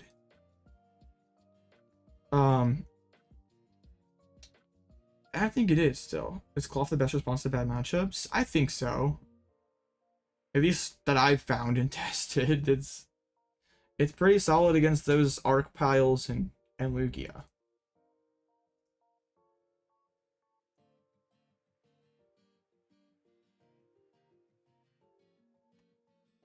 So I wonder, okay, there's like way more people than usual, right? There's like 200. Oh yeah, they like capped it, right? Like, is there any way that like if multiple people go 8-0, it'd be like a tie for first? When was the last time that they even capped? It's like never happened. Okay, I got, yeah. It's not gonna happen. Cool. Why is Wigglytuff here? It's just a big bulky thing. Got 450 HP and it's for a pretty good amount of damage. Yup. Klawf is back. Hey, I feel like it would kind of be poetic after how San Antonio ended if a Klawf made it into the Orlando list. That would be pretty cool. Yeah, but Wigglytuff is just huge, and it is 3 hit by most decks. Does a good amount of damage. Can create awkward board states for our opponents. Yeah, Giovanni's Charisma could get Klawf, Bouffalant, or Wigglytuff going all in one turn. The Riz was actually really clutch against that Arctina we just faced, so wipe all their energies off the board. On an Arc Phone package, so that's fair. If I'm playing Arc Phone, I'm like taking out a Pal Pad. I'm taking out some other consistency card probably. So, like if I prize a Pal Pad, I'm just gonna have 2 anyway, right? So I'd rather just like actually play all the good cards. Then I have to like and I have to like waste a turn in a game going for Daisy Arc Phone, like a combo that's like already hard to find. Yeah, just don't prize good cards. Like literally what Jonathan said. You take 6 prizes a lot with this deck, like more than you'd think. Like you do have that retreat lock to fall back on, but like you are taking 6 prizes a lot too. It's not. I mean, I would have decked up that Zard round 1, but the other 2 I've taken 6 prizes against. Yeah, so far it's been like deck out 6 prize both times. This fairy is really cool. I'm gonna have to see if I have. I'm gonna have to like pick up a full art Wigglytuff or something. It is very saddening. I mean, round 1 we prized both our Cylenes, so that was really scary. But you just gotta you just win.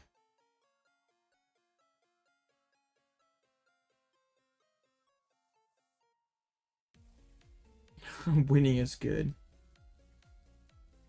Yeah. Like that game against Zard, they use Squovit and put themselves down to 1 card in hand, so as soon as they do that, I just gust and start using Chi-Yu with a charm on it, and then they have to have somehow with a 1 card hand have vacuum and retreat option. So like that's why I don't think we ever need like Lost City in a deck like this to deal with Squovit, because pretty much as soon as they Squovit, the door's wide open to just mill, and you can get rid of a ton of resources with that. And if the Zard player just has to evolve into his RDX to respond with that, and then like Mimikyu beats them. So that's why there isn't a Snorlax or an Erica, because you don't need to win by retreat lock against Zard. I think having like a game plan of generally what you want to do into every matchup is good, but there's a lot of just adapting on the fly to what your opponent does and prize cards, draws. So probably like the best way is just getting a ton of reps with it. Like that's like when I first started playing like Bird Control last one, I was trash with it, but I just kept playing it, even though I suck and misplay and throw games, which I still do. I just kept doing it, and eventually I got better. Yeah. Got a little bit of a timeout here. I'll see after round 3 what's still winning. Spathra 6-0? Yo.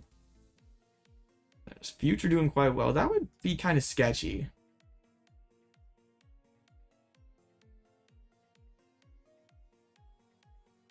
Yeah, knowing exactly what resources your opponent likely has is important too. Like knowing the average energy count in every deck.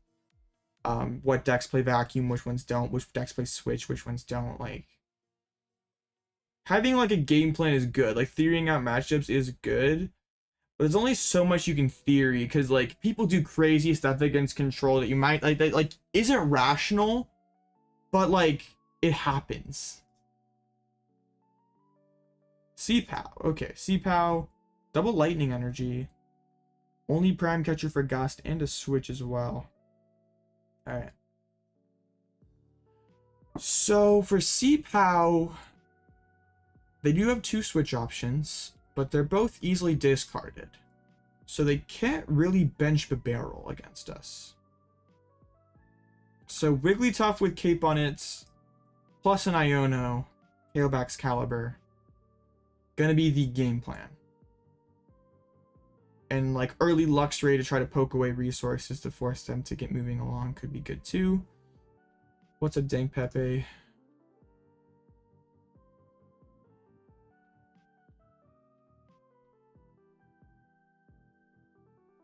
Yeah, that Giovanni C-PAL versus bird control game was pretty sick. That whole Giovanni run, Marco was absolutely legendary. That was like so satisfying to watch. Wait, 4 candy? It's fine. Right, and that's another reason why prizing is a little less sketchy with this version compared to last versions. Or yeah, previous version of the deck is like you actually take prizes, so you can unprize stuff that could be potentially relevant. Like you maybe don't need the fire right away in certain matches, but like if you take enough prizes, you could unprize it. Yeah, an early Eri can be really annoying for a Chen-PAL. But yes, without Lax, this matchup does seem kind of weird because Lax was always like the most optimal thing to sit behind previously. So we'll have to see how this goes. Did they send? They did. Okay. But yeah, they really can't have it both ways. They can't like play around Iono in the late game and also have the barrel down. Do I sit behind now? Probably should whatever I start. I guess Boof, so like I couldn't get Iron Hands maybe. Play 1 Lax? No, Lax isn't good though. That's the thing. I'm not just gonna play Lax just to play Lax. If Guardy still had all his fun stuff, we would probably still play Lax. I think this is one of the few matches where we go first just because Greninja's real.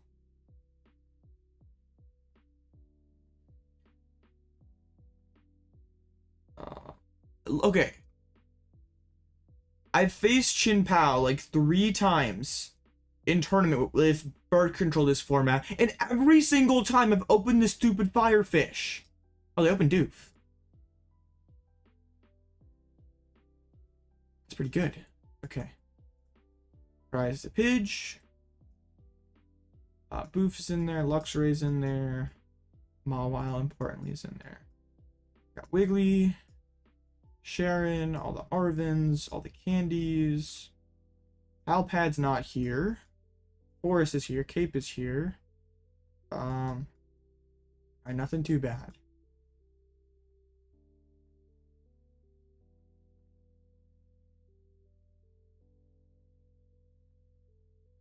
I think opting second's better in some more matchups. I think the instant charge did not really help. No cape. I saw the cape. There literally was like the pink thing in there.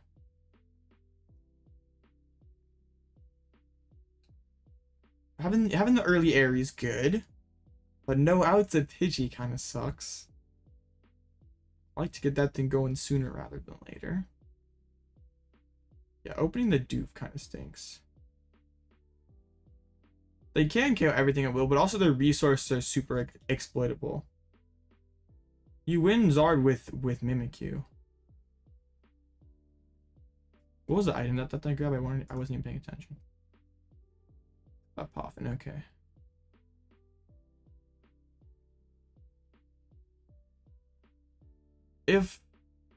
Yeah. I don't like, yeah, I like Lax is an okay card in this stuff. Like, it can help you achieve win conditions, but like, I don't think it's the best use of the slot right now. Like, there's already enough stuff going on. There's just different things I'd rather have. Would make him kind of hard to respond back if we hit him with the Eri and Luxray. Nah, Eri's broken. We love Eri. So they have 3 waters in hands, the PAF in. Yeah, I really like hope that this Eri makes it so they can't go find backs next turn. How do we get Mimikyu and Energy with no Klawf? There's a Super Rod. And there's Cyllene.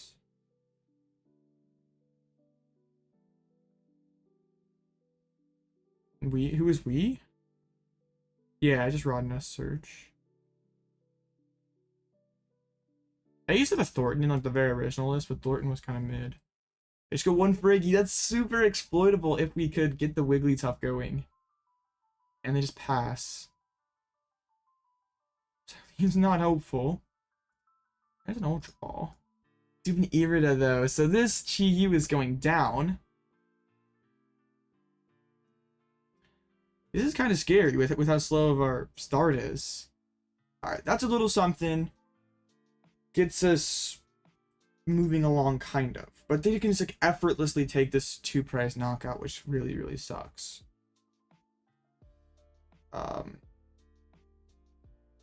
I mean, yeah, they get candy backs. And really that Eri didn't do a lot, because like Cologne doesn't really matter now that there's no Lax on the list. So Pokestop, 3 waters, and then top deck.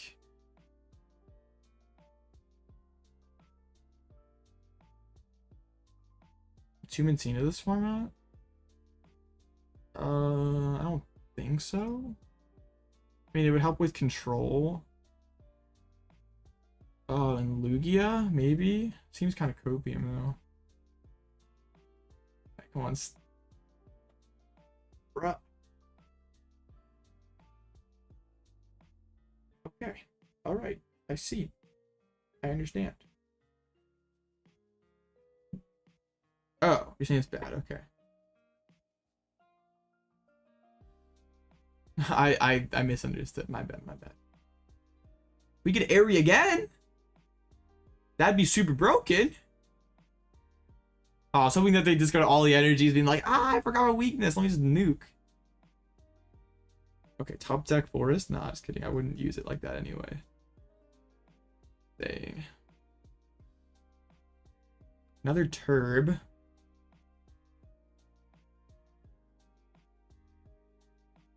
I want to attach to Wiggly.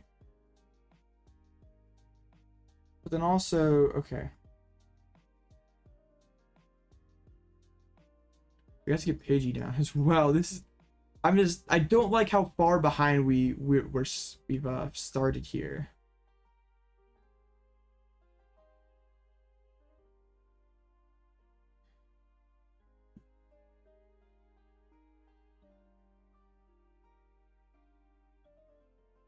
Let's hopefully stack an Ultra Ball on top.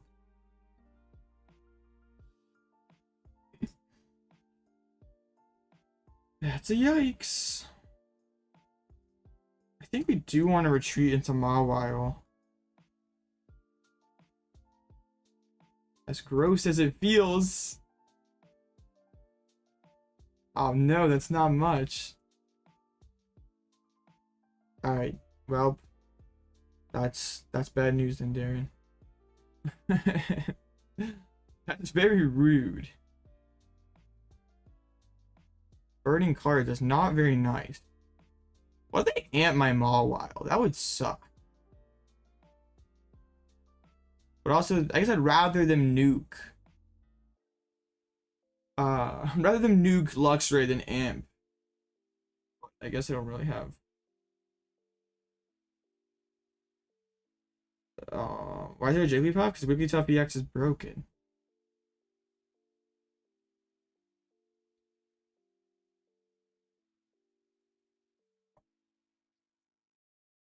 Let's see, what do they have? That is Iron Hands. Shoots. I probably should have left the Lux active, honestly. But like thinking that, oh, just okay, Babero. Okay. This is fine. We top deck for a Sealstone. We Pokégear into Iono. Iono into Candy Pidgeot. There's the Irida. They prime catchered Pidgey, we'd also.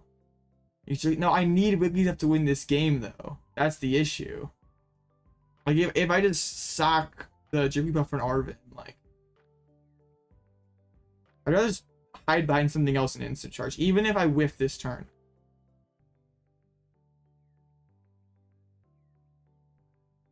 I mean, lead is like a funny bonus consistency option that exists. I don't like how they still have both of their switching options available. There's the Ninja. Oh, they could go 90-90.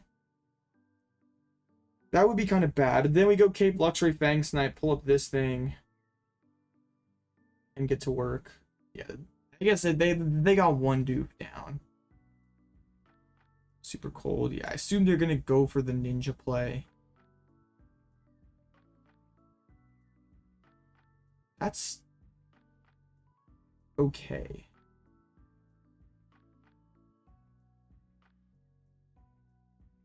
Hard treats. So we know there's like 2 SERs in hands. Yeah, it's like that prime that could get him there, and got the barrel online.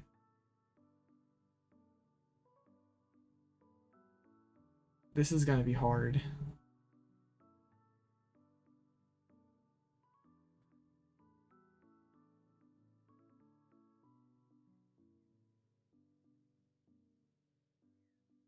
I'm not sure again. Okay, good. I'm really glad they did not play Superior Energy Retrieval and just load energies in play. That would have been horrible. If they just like drop 4 on the C-PAL, make it even easier for them to win the game. Alright, promote the Lux. Arven off the top is something. Arven, another Arven. The issue is like they have double SER in hand. They're like always winning the game. Well, are they? Because if I have Cape on you, they need 6 energies. They always get there. Okay. This needs to hit. I don't know. Sisters. It's been pretty good. This round we just drew absolutely poorly, so.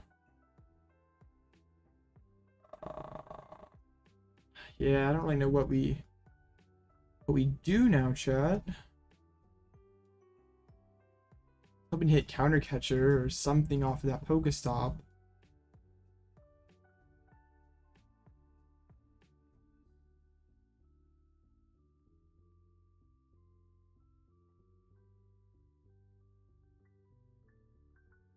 They still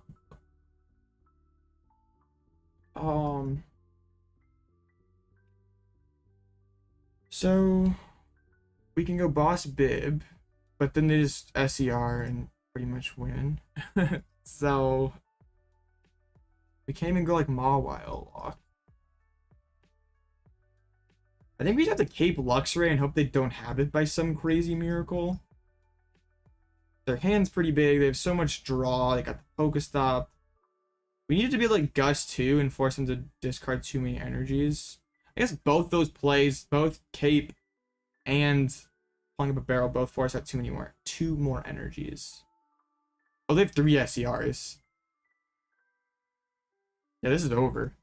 If we had Eri there, but we just Yeah, can't set up too slowly against open the Chi Yu and set up that slowly.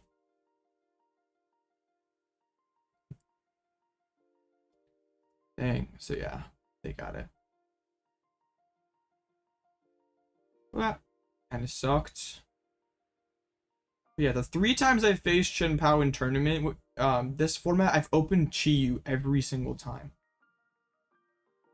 I think I should have just let my opponent nuke the Luxray last turn instead of giving them ninja value. I mean, they still could have gone for the ninja play anyway. But then I could have gone like PC backs Wigglytuff KO. And then we could have maybe had an angle where we could have brought it back.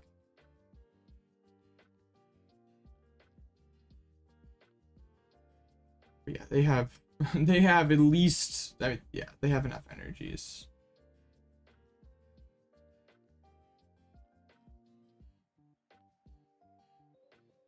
Yeah, so probably should have just left Luxray inactive, let it get knocked out, then tried to go counter catch our Wigglytuff. But we could have even have gotten there, right?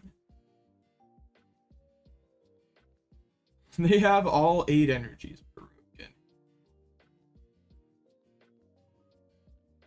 Literally, our only hope was like last Sea Waters were a prize, which yeah was not possible. Yes, they even win the game if we pull it big or anything. Yeah, that was not so good. Don't have that much margin for error against Sea Power. We can just like let them basically get a 4 prize lead. No, I was just I did a tournament off camera on Friday, and both games I faced Chen Pao, I started Chi Yu. Like literally the worst starter. I'd rather open anything else. Yeah, I faced like 2 back-to-back. And it was Chi Yu both times. But today we've dodged Sea Pow for the most part. But yeah, that was very, very bad. Couldn't clutch out at table 2. Gotten 3 Lugias in a row with Tina. That's also very bad. Alright, so let's look at some of these bigger tournaments from this past week, because we haven't got a chance to do that since it's gone. Yeah, let's do it. So the redacted one, 3 Zards, 2 Lugias, and cuts. Dialga and Tang. The Sea-Pow did get the dub. 3-3 Babe. I feel like this is like kind of becoming more normalized. I saw that a lot of City League lists, and I guess people are still doing it. The Iron Bundle's pretty cool. Looks like Sea-Pow, and nothing crazy here. He's like super close to like what Azul played at LAIC. I mean, like obviously it didn't have crypto and prime catcher, but like yeah. The bundle and 2 POW and hands. Yeah, that's pretty funny. So Pidgeot. Oh yeah, it's playing the Jet Energy, which I think is smart. Like Jet and Turo are probably better than Switch this format because they can't get discarded. It's just so hard to keep your Switch for when you want it now. People are sleeping on Copper Raja. I mean, I think Chimpow's pretty good. Eri might be the answer for a bird control if you could like snipe. Like I guess Eri plus Devo against control. And take their Pidgeot away. Could be kind of interesting. But yeah, got the we're trying to beat control, but I got the wrong Charmeleon. Yeah, I'm not sure this is actually working. But hey. They're trying. Lug. It's Lug. There's a collapse. There's double fish. There's 5 gust. I think the 4-3 rat is correct. Opening Minccino is pretty good. Luck is good. And future hands. Yo, with the wrong Miraidon EX, the bad Miraidon EX. Huh.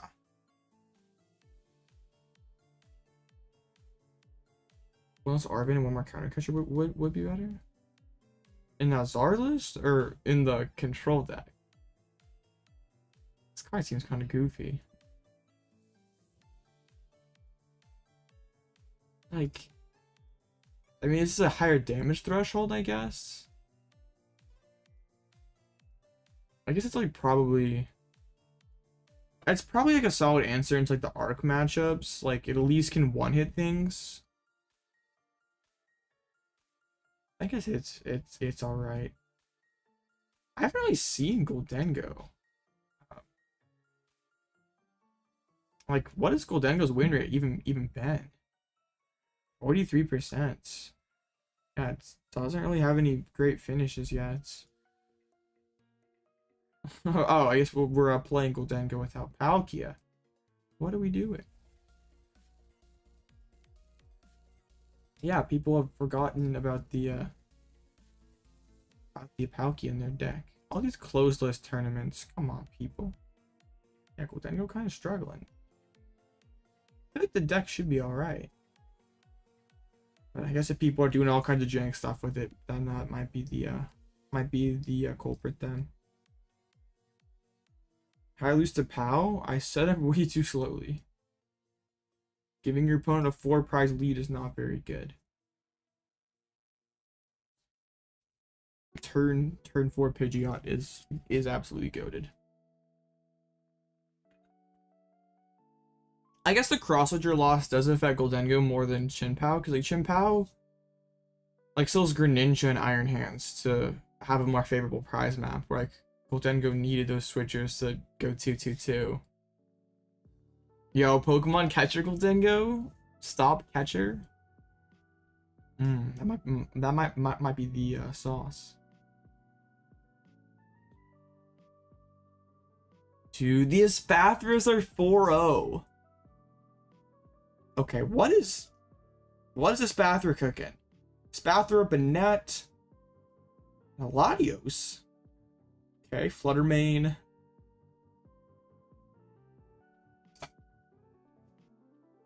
This is interesting. Espathra, so like Espathra's like good against Zard, kind of. Banette is really good against Chien-Pao. Like, you go first against Chien-Pao and you item lock him. And that would be awful for them. I can kind of see this then, actually. But how do you beat Lugia? Because their Chinchino just rips you to shreds. I mean, you have the single prizers, but yeah. Interesting. You just have to like break them out with the nets. I don't know.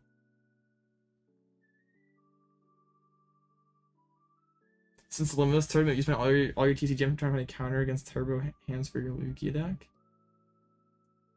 I was watching Christian Fontenot stream earlier, and he was playing Radzard, and I kind of like that. Like Radzard and Vacuum. Kind of good. The other one's like B2 Lux. This one's different though. There's no Banette. Okay, having this Espathra, I could see that helping. One shots the Chinchino and couldn't get swung back into. Force him to play a boss. I like that. What was it? The other one was playing Prime. This was playing Heroes Cape, which I think is pretty good. Okay, this is like... Dang, do I have to play a stud? Do I have to like, try to play a Spathru now just to like see if it actually is real? 3-1, nice. Weirder and slacking, yeah. Alright, well that's good to know. I'm assuming Zard's gonna be the most played deck at EUIC, but it wouldn't surprise me if Lugia is like right behind.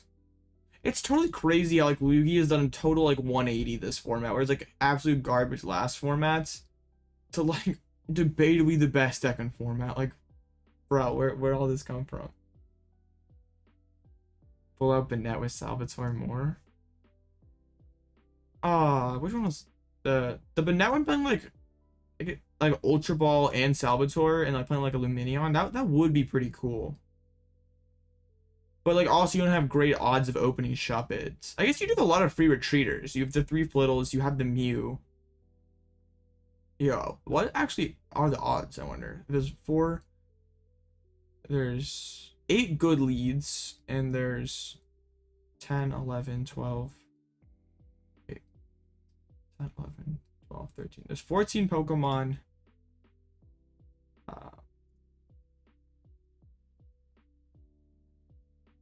There was what? How many good starters? 3, 5, 6. Let's see.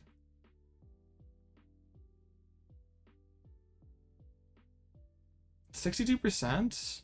I guess if you played a Luminion, that would bump up.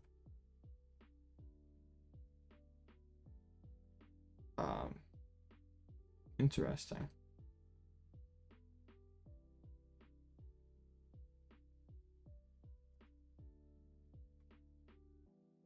You look at your deck list. I'm not gonna go bouncing around looking for it. If you tell me where it is, sure. There is a Banette at 4-0. Looks like some kind of Metus pile. Oh yeah, Blood Moon Ursulina's gonna go crazy. Misclicking Mirage Gate? No. You lost to that Banette. Skill div. Are you is that you, or is this you? You're playing. No, you're playing stall. Get your terms right. This is not control. Don't lie to me. I mean, it's really tough to get excited about Snorlax stall in 2024. I'm gonna be real. That's not even. That's just me. Like, it's tough. You have back-to-back top 8s. Nice. Yeah. Like, once you've experienced the luxuries of quick search, it's like, I really want to do like just throw Snorlaxes at you until you run out of stuff. Yeah, Crab's gone. So Chi-Yu is what we have. It just feels like a very it just feels a lot more. It just feels so much more limited and a lot more boring to play. Oh yeah, the unknown hands, the unknown missing, the unknown damage. Those were pretty funny. Stall decks love those because they could sit there and build their hands. I don't know which one, but yeah, they just sit there and build their hands and just unknown missing for the game. Or no, hand not missing. I know what I'm talking about. I'm pretty sure I played this deck a lot. There's all these standard piles from back in the day that the images won't load. But this is like peak control. Peak stall, I mean. It's beautiful. But yeah, this was really cool for those kind of decks because they could actually have another alternative win condition. I kind of doubt Pokemon brings these back. Because you basically had Rotom, you used Steven's Resolve, and end your turn, bound 3 cards, and it's just... The stall mirror was so funny, because it was like a race. Whoever played Steven's Resolve first got to their unknown first and won. It was pretty funny. It was not one of the better mirror matches. Sun and Moon was pretty good. We're getting back there though. I feel like Last meta was pretty good. This one seems pretty good. But we'll see how control ages, because we might all be sick and tired of control if it's super duper good. So 80% of the ladder meta? Nah, ladder's just future and Snorlax stall.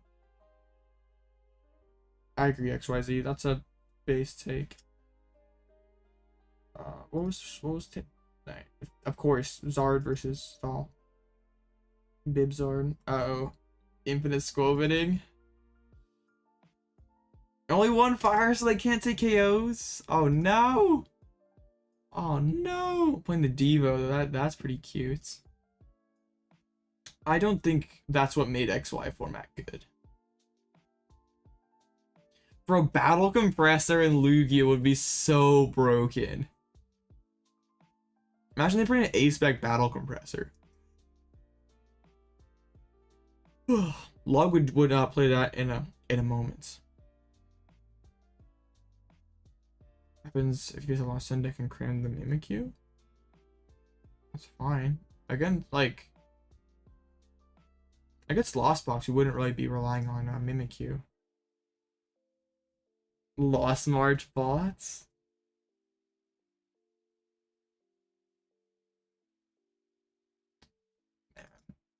Yeah, they're never reprinting Compressor. I'm sorry, but it's not happening. That's just not working. So what else? So like, there's some interesting stuff for those. Banets, 2 Espathras, even Alakazam creeping around top tables. What's it with these Espathra decks today? Wait, bro, you. What? You like already attacked from the bench? Why do we need Minior? Huh? Bro's like, this ain't enough. Like, I only do 120 damage to a Snorlax. I gotta do 160. Dude, what the heck?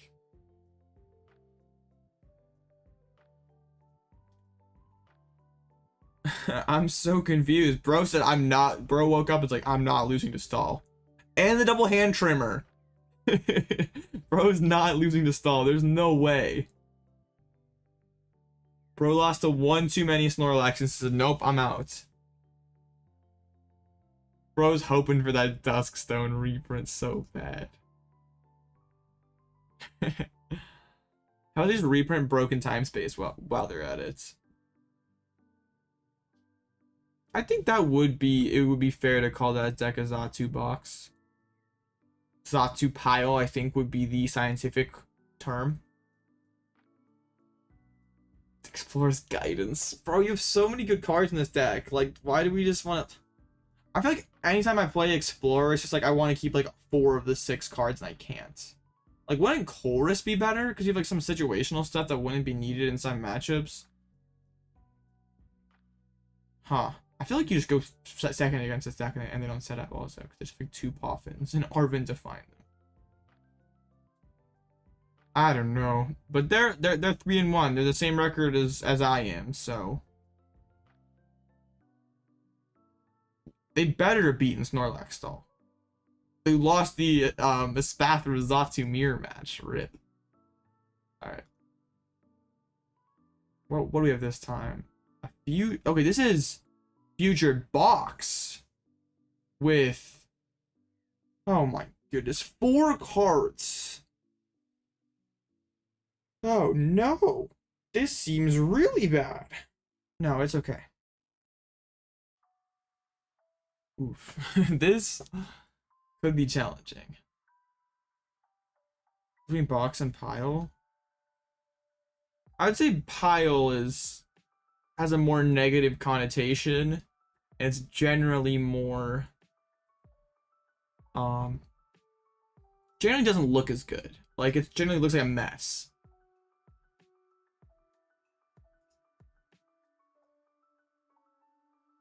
Okay, Future Box, lots of switches. So are they all, I assume they're still playing a bunch of capsules as well. I mean, only 3, but that's still a lot of ways to move around their Pokemon.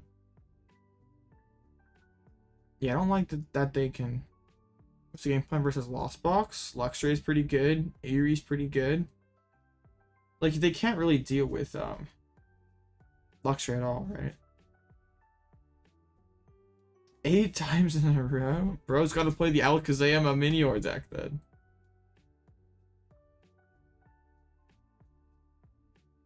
Well, I'd say those like arc piles always look really messy though. Like they usually don't look like they should work, but they, with the power of Starbirth and Industrious Incisors, they do. I'm gonna keep working on it. Like I don't think it's perfect yet, but I do really like where it's at.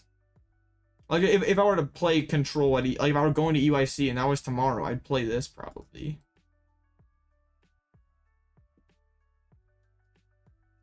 All right, we definitely go second. I don't want to get chased off the board. I'm going second anyway, but especially against something like this. Klawf is not a horrible starter in this matchup actually, but like this hand is really bad. I don't know where my good cards are.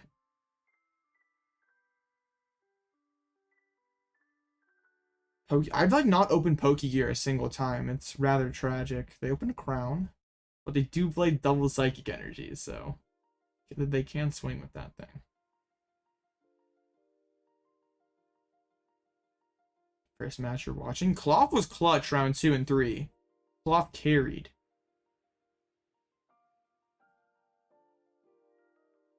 They go Iron Hands. No. Yes. Let's go. Broken deck. Broken card. The baton. The capsule. Alright. I think we assist. There's 2 card hands. Oh my goodness. This is so bad. That's good, I guess. Oh, this is really not so good, though. Thank you! Thank you so much. This is not very much better, but it's still... It's like, I have a Rotom. I can play Pokemon. Thank you so much, opponents. Shout out to my opponent. Can we do this to threaten the Naka on the hands? I think we probably charm as well, so they can't like arm press. At least try to deny prize as long as I can. There we go. There's no Snorlax in this list. This list is trying to take more, trying to take 6 prizes, a lot more than pretty much any of my previous control builds. Generally, it's just like you can whittle down their resources with like Bouffalant and Klawf and other things, and then try to win with Chi-Yu dumping things. I mean, Retreat Lock would be a way to win against this future player. Like, that would be pretty good. Wait, do I even bench Pidgeot in this matchup? That's like a free 3 prizes. Dang. Okay. Let's get rid of the grass. They can't just go swooping with Iron Leaves later. I could just one-hit this hands, and that would be really, really cool. Alright. I kind of like that.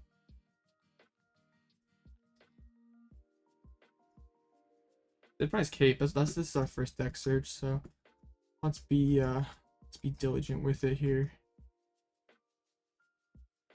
It's kinda bad. Yeah, I kind of just want to knock out his hands, maybe put him in an awkward resource position. Charlevia, I have. I think it's really, really good. Alright, in case of an Iono, we do that. Now, benching Mawile seems fine. Could buy us some time. Yes! It's a 50% chance for a knockout. Let's go! This is pretty good. And yeah, that doesn't recharge to a hands. I mean, Mew would always knock us out right back. but that's okay. So much skill. I know, right?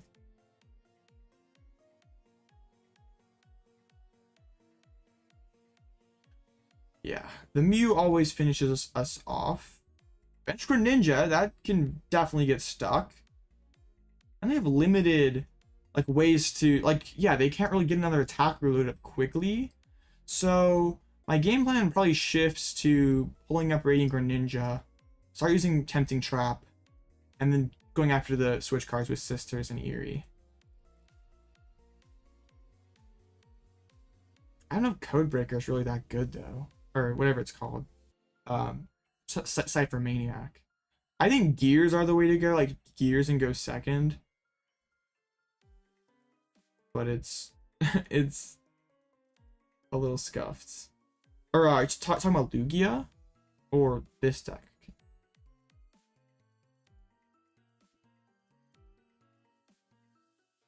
Bench him Rhydon. Concealed. I mean, they are somewhat limited. Like, they don't have any energy recovery left. So, the Klawf could be kind of good. Like, recycling Klawf could be a pretty good move. This is why hands. They don't really need to aggressively bench lock, though. I don't play Erika's. But, yeah. There's the hands. XYZ is self-promoting. No, copy Cheatham hack the falling press. Oh, they're never lucky.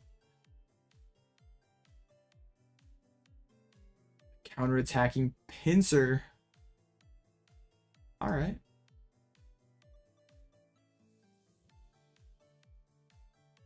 So now I think we go boss, up the ninja, and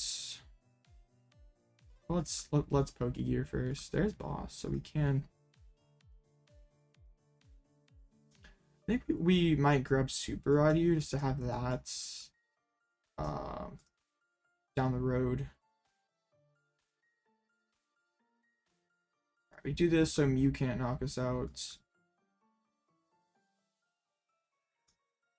Alright, this is, I mean, they do still have 4 switch cards left, but they have to have one of those in their 4-card hands. And also have to have a way to knock us out. Only 1 off the jet. I mean, they don't have too many energies left. Like, yeah, they're 6 already, and they only play 11. I guess there's a way we could like run them out of energies. So I do kind of want to reestablish the Klawf. That seems like it would be pretty good.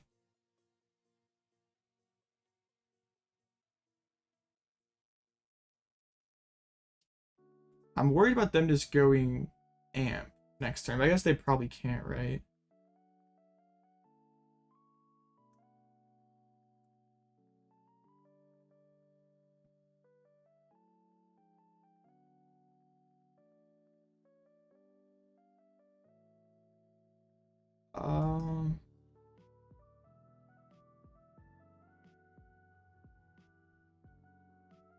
So I guess they don't play Prime. Only 1 boss, okay.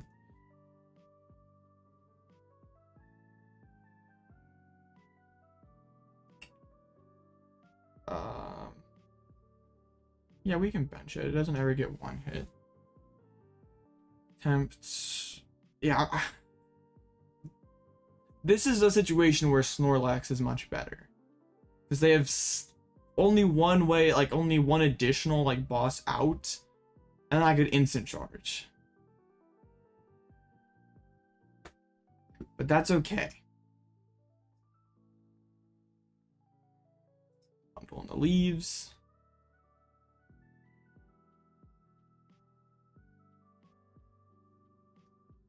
Three Chinchinos is pretty good in a lot of matchups.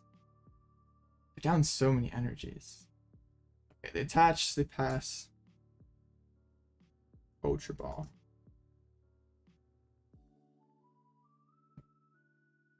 We're gonna get Amps next turn, which is scary. Like, yeah, they still have so many switches. It's happening for sure. We ever just go like Eri and just be like, "Hi, you're holding a switch."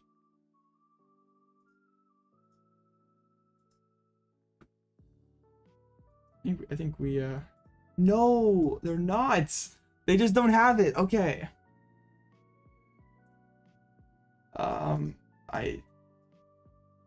Okay. By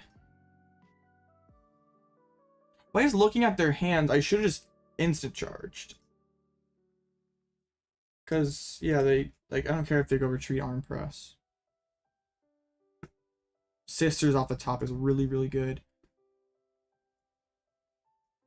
Now we can go search out that fighting energy.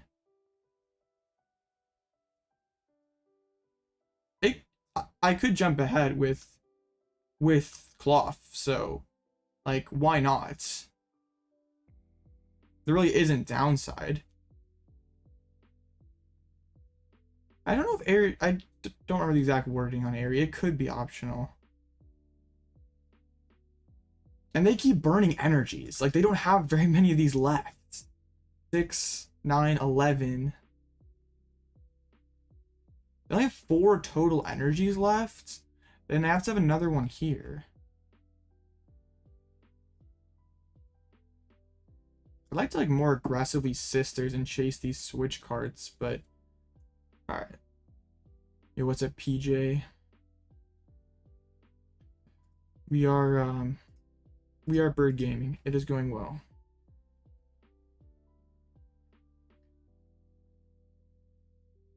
I guess Pal Pad gets his sisters again. I don't hate that actually. Yeah, I think that's pretty good. Then we can yeah.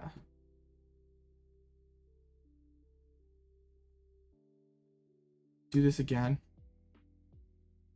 Cards, please. Cards. More cards. You can keep the attack note radar. Alright. 2 of them are down. Doesn't matter at all. Like, I still have to touch 2 basic energies to it. Thanks. I guess if we can hit 1 more, that would be pretty good. I played my super rod already, so I have to find another way to recycle this Mawile.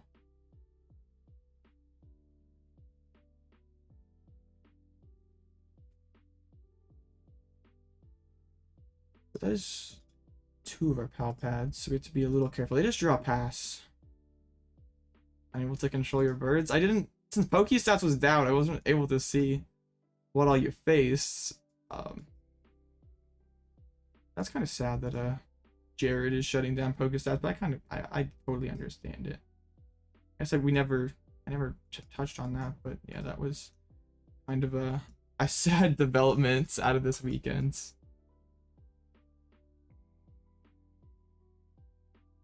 All right, attempt. The only way you've beaten hands is with Noivern. Yeah. The issue with that is, like, if they play bundle and enough gusts, like, you have to pretty much bench perfectly. And you have to, like, go... You need them to not gust the Noibat. Because if they gust that one Noibat, it's already over. I feel like there's so much upside to just dragging up the hands and hitting it. They're dumping more energies. Like, they can't get these back. Yeah. Oh, that's that's pretty bad. Miraidon was kind of the move, like with how well Guardy converted. Dang, that really sucks. I can check out your C PAL list if we have time. Just gotta make Luigi look bad so people don't play hands. You might be right, actually. Alright. Oh, I should have geared first and maybe hit the boss, but that's okay. Sequencing is overrated.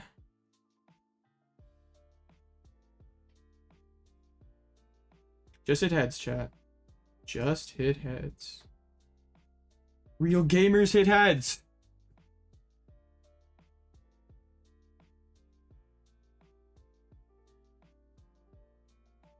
Too easy. This game's not hard. It's not that hard. Cyllene is fake, but Klawf is the truth. Yeah, that'll do it. Klawf has literally won me 3 out of 5 games tonight. This card is broken. Attacking with Klawf, more specifically. Falling Press has won me 3 games.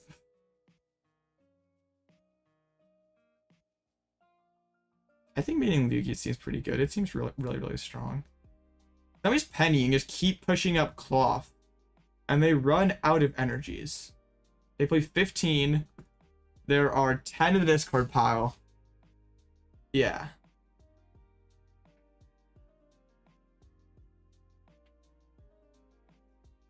Let's go. Klawf 2 broken.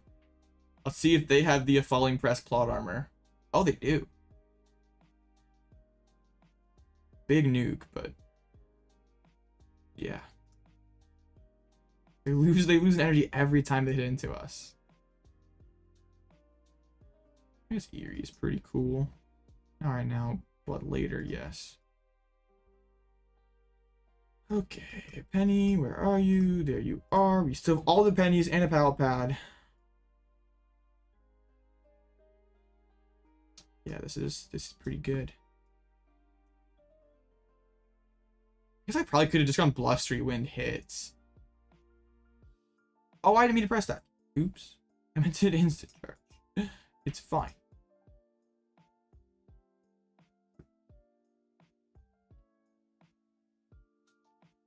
Yeah, I should have just Blustery Winded. It's okay. Let's see. They play 15 energies, 13. Yeah, I mean, they have 2 attacks left.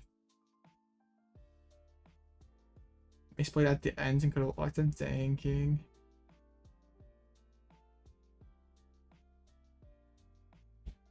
What else have we missed?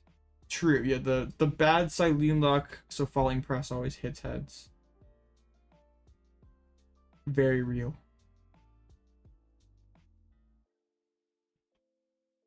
Yeah, I should have just definitely gone Blustery, but that's okay. Yo, they pull out the bundle.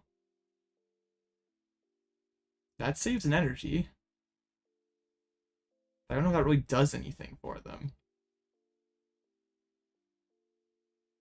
I just promote Rotom. Have fun using... Wait. Yeah. Have fun using Scrap Shorts. BH Box 4-1. Nice. Yeah, they just pass. They're not even interested in us Scrap Shorts. Disappointing. Yeah, this isn't hard. Yeah, I'm like, why am I overthinking this? You just do it.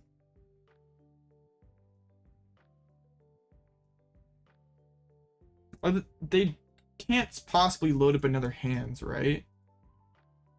11 lightnings committed. Yeah.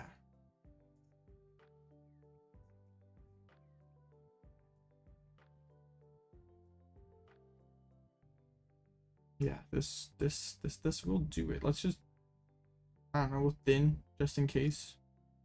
You never know, right?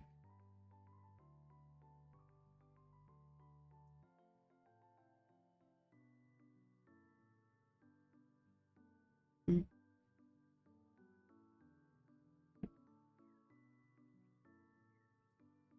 $10. Well, Ancient Box does go pretty aggro into the deck. Enhanced Hammer coming out for special energies. Yeah. That's... They go for the honorable research.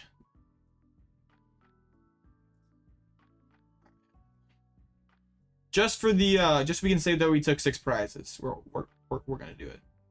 Klawf broken. That card is so good. Hey, Hero Cape, I'm so glad you decided to show up. Alright, well, that did not look good there. That opening hand was so bad. But we take those.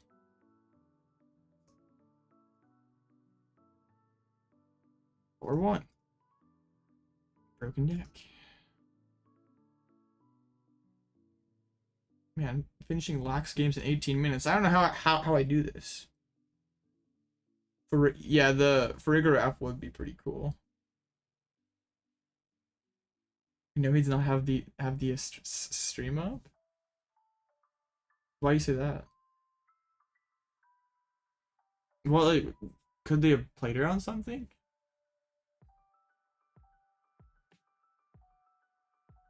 Well, they're kind of in a bad spot, Turbo, because like they pitch the ninja and it gets Mantines. Oh yeah, you're right. Like if the pitches it gets Mantine. If he keeps it in the hand, he gets Erica. So they kind of can't win. I guess you'd rather keep it in the hands and make it so they have to play Erica. Go shift tree control. Oh, the new shift tree. That's pretty goofy. How no way. A Spath? Want a Spathroot? It's just a Spathroot's world and we're just living in it.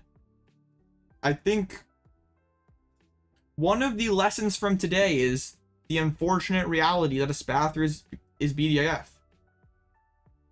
Yeah. And we just have to accept it. Like 10-0. You can't really knock the facts. It's just here. I see you, XR. Ah, thank you. Okay. Let's check out this C-PAL list. Can Fantina be a thing here? Fantina needs a ton of cards in the lost zone, so that kind of wouldn't work.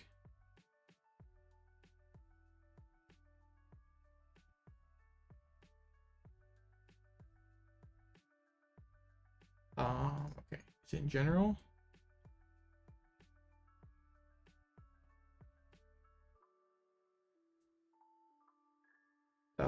Okay. We can we can look at this.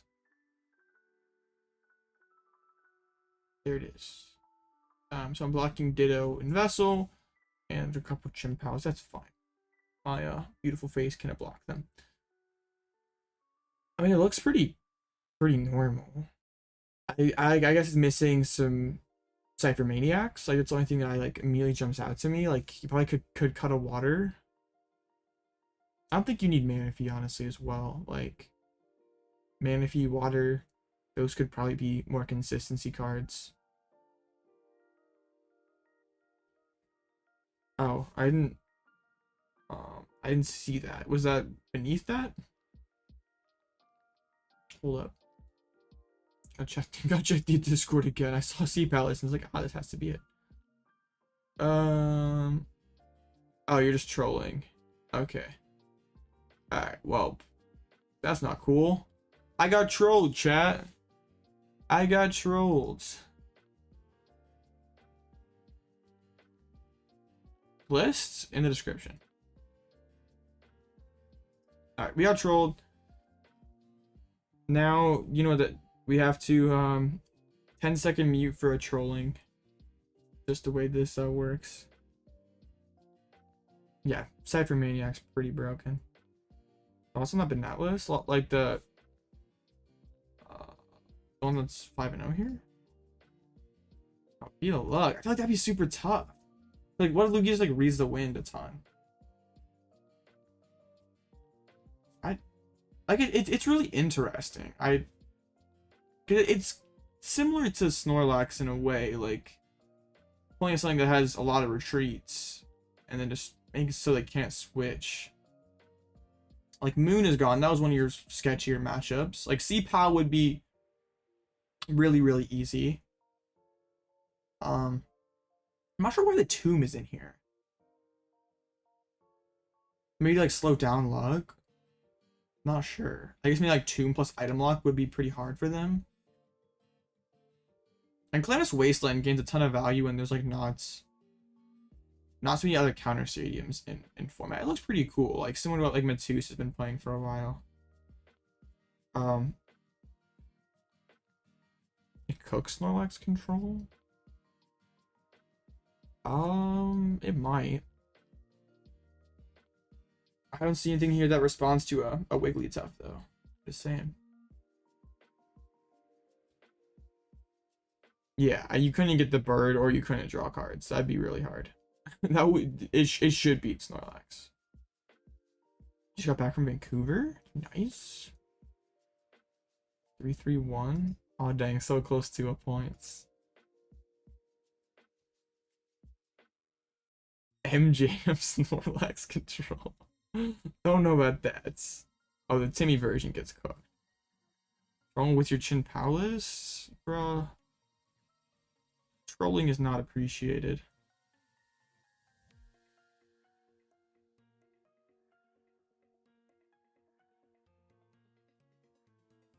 Bro's 100% trolling.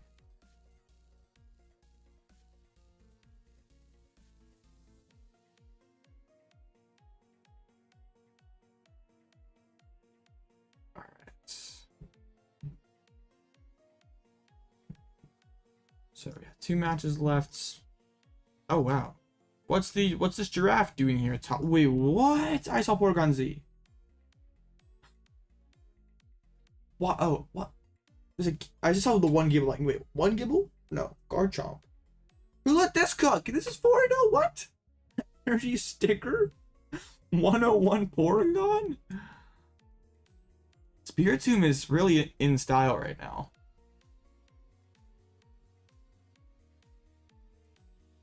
Bruh.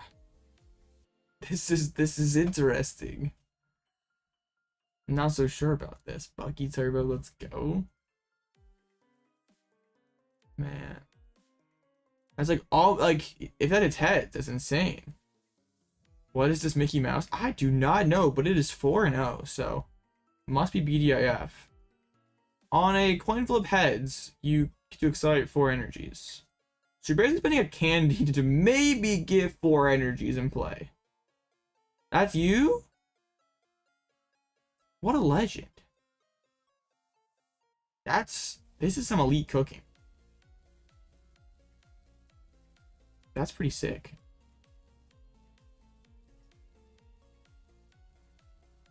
Why people run Tomb for Stall, for Zard, for Lugia? Better version of Ho-Oh-V. So there's that, and there's also this. Hands that plays no switches against Snorlax. So yeah, that should. They probably just are trying to stretch for a tie, if I would assume. Do you order Eri to full blink? I mean, your deck's already so beautiful, PJ. I feel like it'd be a misplay to not. How much is Eri? It can't be that much. How much are we thinking, chat? Like, the full art's clean. It's my favorite one. $7? Yeah, that seems worth it. I'm not paying $30 for this. Like, the suboptimal art, like, it's not a bad art, but this one's just so clean. Yeah. Friend one Vancouver Juniors. That's pretty cool. What, 2 full arts? I'm gonna have to. I should just like give myself an early birthday present. Just buy all the full arts I need for control. How much would that really cost? It? 'Cause like I already have Boss. I have 1 Cyllene. I have 2 Arven. I have 1 Penny. I have Sisters. Oh yeah, I'm sure I could bling it out for not that much. No, that one's got, the other one's got too much going on. Like, it's not bad. But like, this has got, it's like, no, it's like cool, but it's got too much going on. Like, I don't need Primeape and Lucario and Passimian and Toxicroak, like, and the colors are kind of darker. I just like, it's just simple and clean.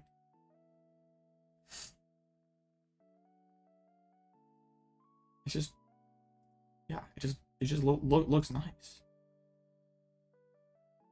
Will it could be BDIF? I think it could. Alright, see you, Minxies. Bye. I'm not backing down.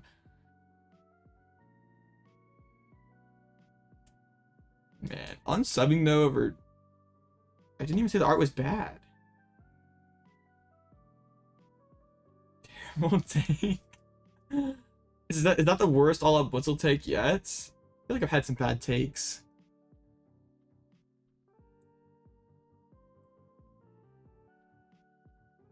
What is the worst Alloutblitzle take? I'm sure some of the old Blitzel who didn't play Pokemon that much. Probably some... No, but Chinchino's here now. Let's go. Thank you, Turbo.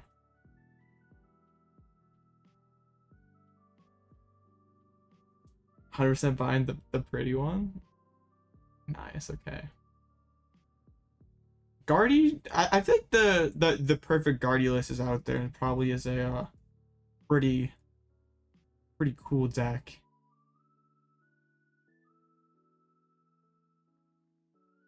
But like if Guardy ever does become super relevant, like Lost Vacuum just kind of kills that deck.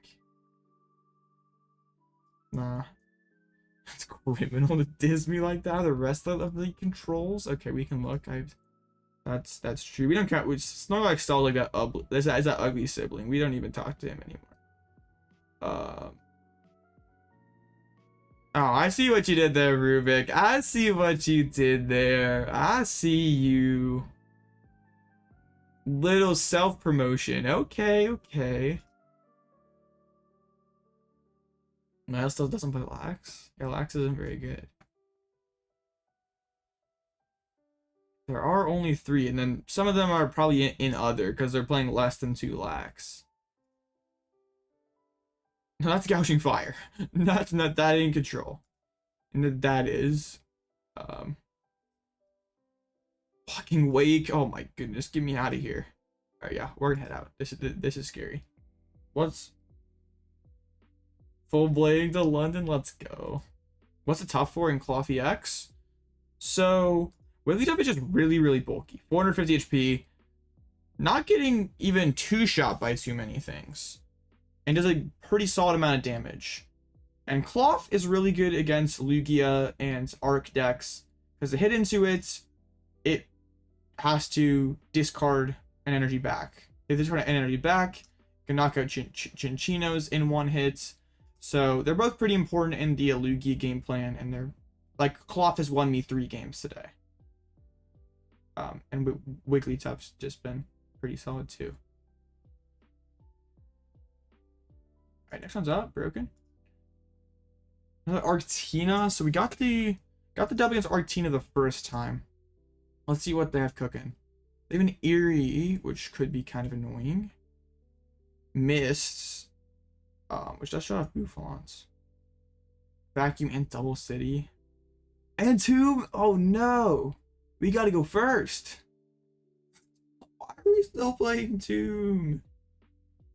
Why? Okay. We really have to go first. Arctina last time was free. That's true, but this list looks a little bit tougher for me. You paired Rubik. That's probably a tie then, right? Alright, do this. That. Alright. I know. Well, we're not winning by retreat lock, probably. But, like, they have so many more tricks than my last opponent did. But also my last opponent, like, sort of played themselves. So, we'll see. I don't think the last person, like, the last Arctina I faced played Eri. Oh, they did. They just never had a good opportunity to use it. Going first is going to be... Oh, PCL just crashed. What the heck? Glad we had not started a game. That was...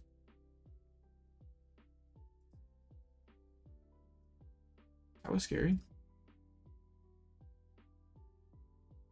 All right, nothing happened. We're back. Runs a 1 of Salvatore? Salvatore seems so cope. If hand clippers was one way, it'd be really good. Imagine that in the control mirror, having to like both manage your hands down to like only 5 good cards. That'd be crazy. Hand clipper plus Fang Snipe would be tough. Alright. Yeah, they chose heads. Alright, we need a tails. Let's go. Okay. Going first. Can't Rage Rachi be a thing here? It could. A Spathroom Mirror? Oh no, the undefeated run's gonna end. Alright, we open the Jiggly because lead could be pretty good. Dude, where are the gear? I've not opened gear a single time, and this is round 6. Okay, that's really nice. This could just put some pressure on early, so I kind of like that. Cooking. Imagine the open Eri. That would go so hard right now for them. Literally go versus goat. Jacques is kind of weird because like you need like the discard card too. It's like not the same as Burnett, but can find the Lugia. Like at least when I was playing Lugia, it was kind of mid. Like you probably still play it as a one of like because you got fish to find it, but it wasn't incredible. There's a tomb. Iono, dang it, that was so many good cards. I feel like my game's kind of lagging a little bit, just dropping frames. There's Candy again, but I mean we can use lead and go find an Arven. Please just whiff an energy.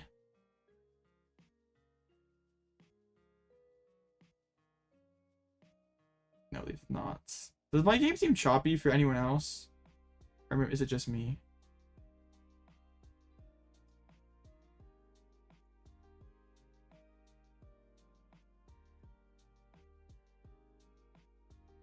No, I don't want to touch that. Lead.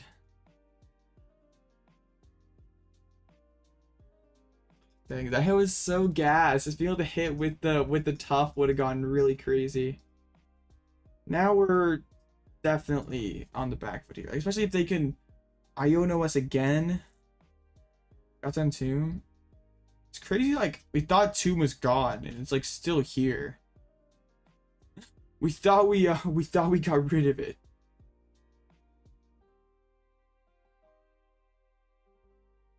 Yeah, Jock is not quite Quad Burnett. And the sisters whiffed entirely. Hey, can you use like 6 dead cards? It wouldn't be the first time I've seen an Arctina just have a full brick.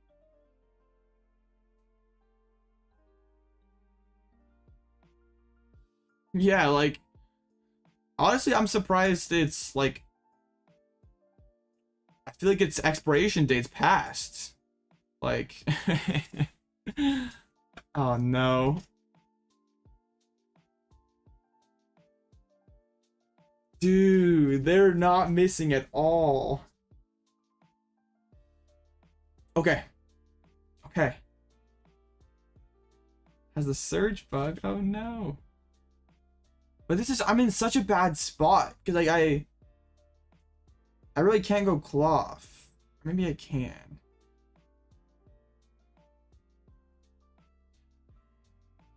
How am I gonna work my way out? But like Klawf just dies to Iron Leaves.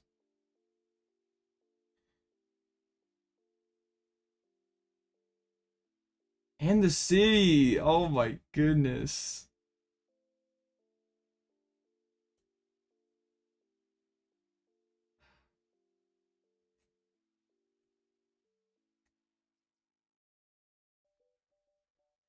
Yikes.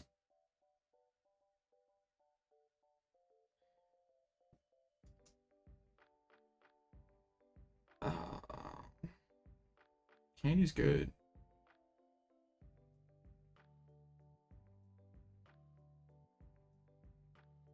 We know that they have Bib in hand.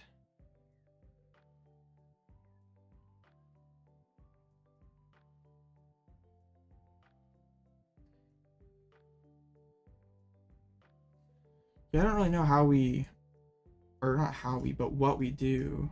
This plus this. I think we go Fang Snipe here. I guess that's really what we have.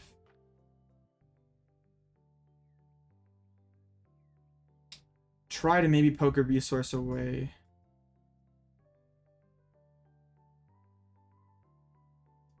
If we get the vac, that'd be pretty huge.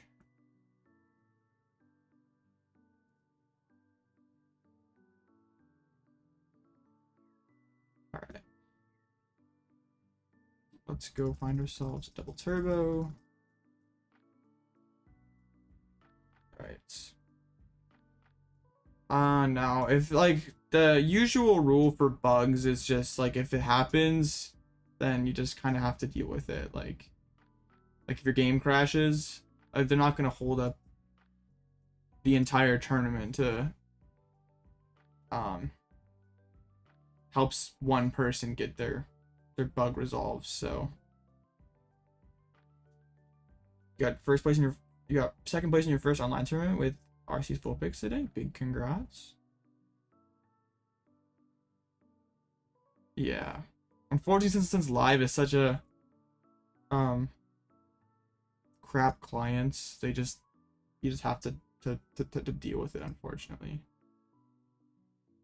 It's been a boss. It's a kill Pidge. I'm fine with this.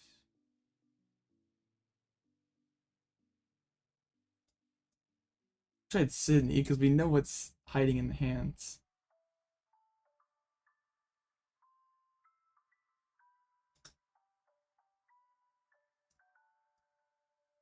It's okay. I think we still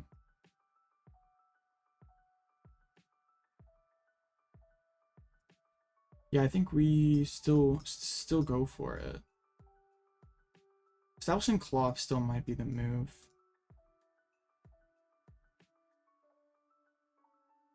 But like the Iron Leaves just goes so hard. Yeah. We put the Defiance Vest on the Pidgeot so it can't get up treated on.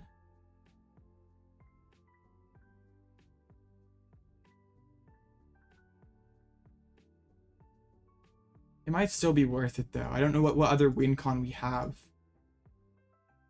We beat one earlier, but this one's a lot more teched out for us. I mean, discarding City is okay.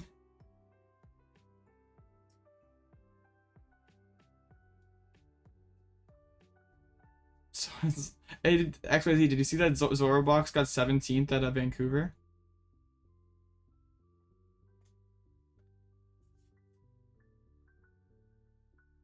They have so many switch outs remaining as well. They got rid of the Wigglytuff. Oh, 18th? My bad.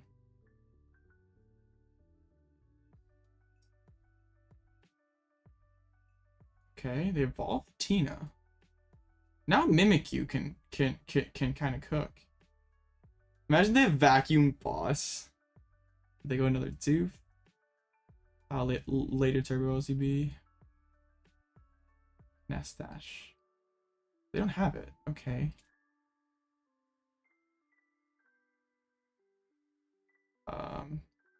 Yeah, now I push up Mimikyu, and they don't have a great answer for it. And that actually bench locked out of. Oh. Okay, they top took the boss. Are they gonna Tina me? Because I was gonna. Oh, they're gonna send this to the lost zone as. Oh, dude. Ugh. This is so bad.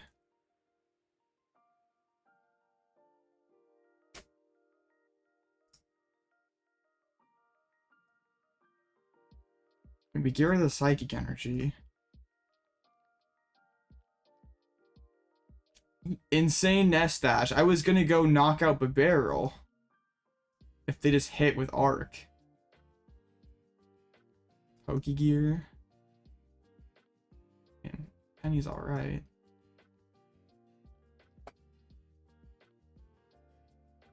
Yeah, we just have to boss again.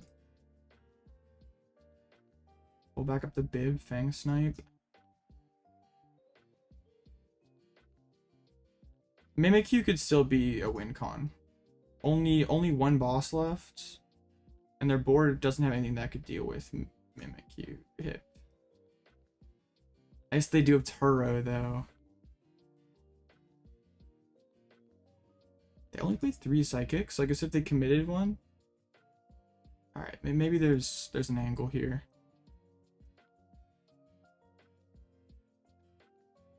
Actually, I probably should have pennied up the Rotom last turn. I guess I also do have Vacuum Boss Pidgeot knockout. I guess they're gonna try to Jet Energy. Yep.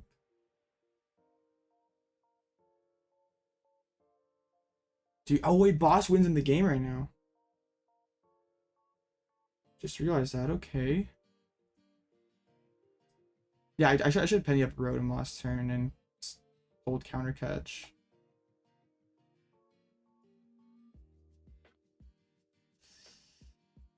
This is scary. This is very scary.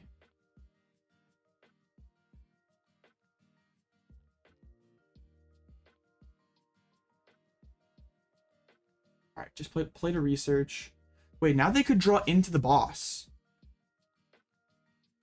Choice belts. Dude, come on. They did not miss anything.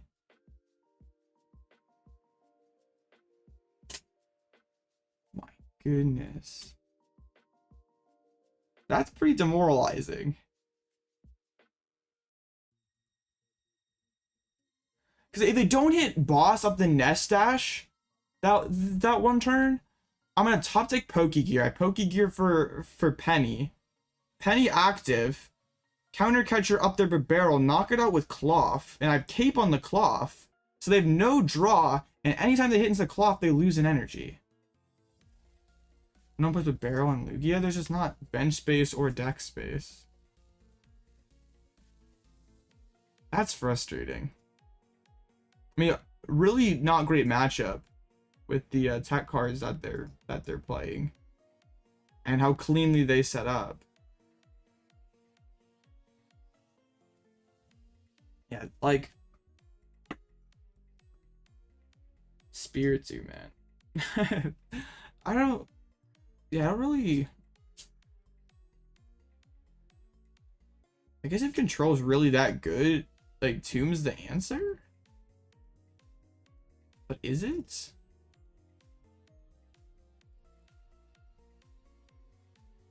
Yeah, because we're getting close, like even there at the end, that Mimikyu could have won the game. We just had to. We just pretty much had no time to like set up anything because we were just like constantly constantly on the back foot because they didn't really miss a beat a single time. But yeah, that one turn that they Nest Dash into one of their 2 boss, if that misses, and we KO them a barrel, and they and yeah, they're in top deck mode and have to deal with Klawf.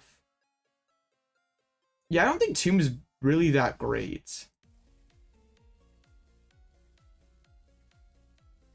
Radiant Jirachi, but you have to get it active, which is kind of hard.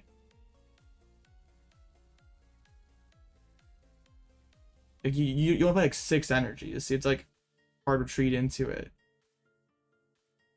And you also have to hope that they knock it out. Like they can just wait and boss around it.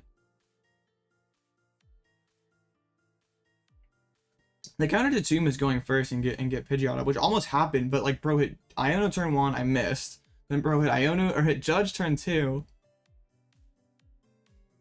Yeah. I mean, those games like that happen. My Fang Snipes didn't hit anything. I think they were smart though to just like their deck plays enough switches that like I'm not winning with retreat lock unless I get incredibly lucky, and they didn't have to spend switch or turtle. I mean, I guess they got sort of fortunate. Like if they would have drawn into those cards earlier, and I could have Fang sniped them, then Retreat Lock would have been a viable win condition, I guess. Which one will make content about Arc Bull picks? Yeah, it's kind of an odd deck.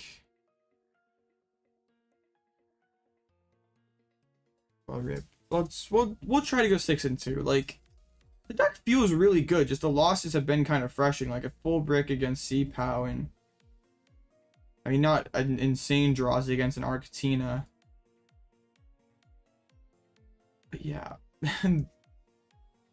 Like, I was playing Arctina this afternoon, and like, I was just like drawing hands full of like energies and stuff, and I like couldn't get a barrel set up, so I just like judged into like 4 dead cards, and it just feels super frustrating. You play Rapid Strike and Zorobox on your deck list? That feels pretty bad. Surely Zorobox. This has to be the Zorobox format, right?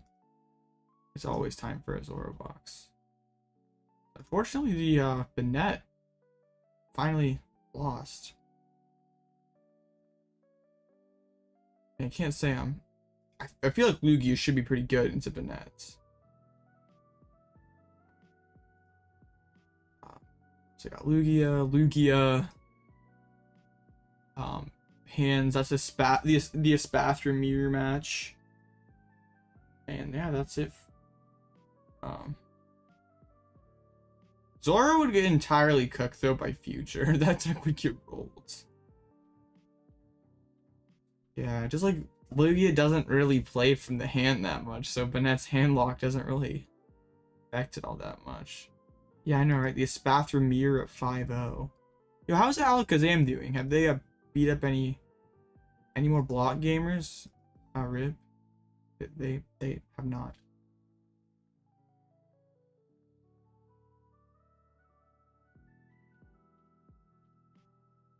But the thing is, like, you're only at like 30 a turn, so like they have time to read the wind or do their other stuff. Oh, Zorobox has Noivern? Oh, true. Bruh. Zoro is BDF, I forgot. Well, but like you still have to get the Noivern down without leaving 6 prizes on the board, which seems kind of hard.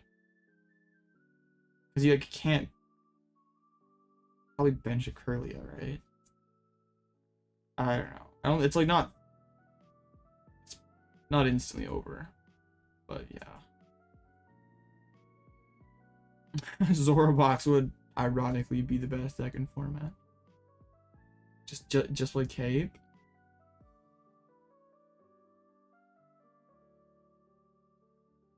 I mean, sure. Cape's a good card.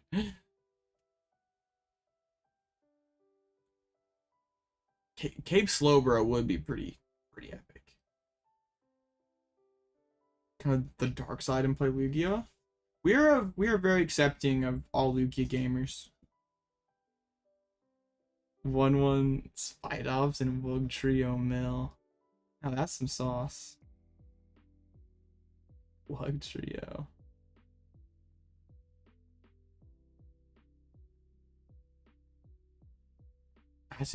I like Wug Trio finally did get a Limitless page at Vancouver. It happened. All you Wug Trio enjoyers. It happened. Undersea Tunnel goes hard. Got the optimal Goldengo tech. Or is it just a big nuke, I guess, too?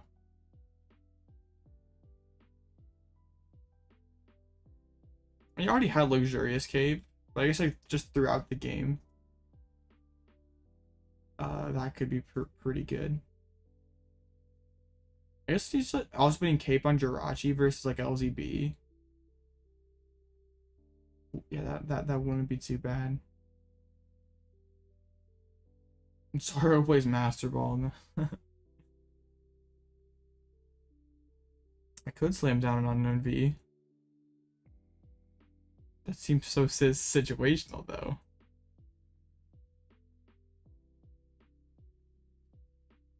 Are you putting MJ in this era? Man. Pokemon was just afraid to give Zorobox peak powers. So Libellus isn't updating City Leagues anymore, right? Yeah, they're just stopped. Rip. A Spathra Scizor? With glasses. Oh my goodness. This is the real Spathra BDIF. Y'all thought it was the other Espathra decks. No. This is the real Espathra. Y'all just didn't realize it.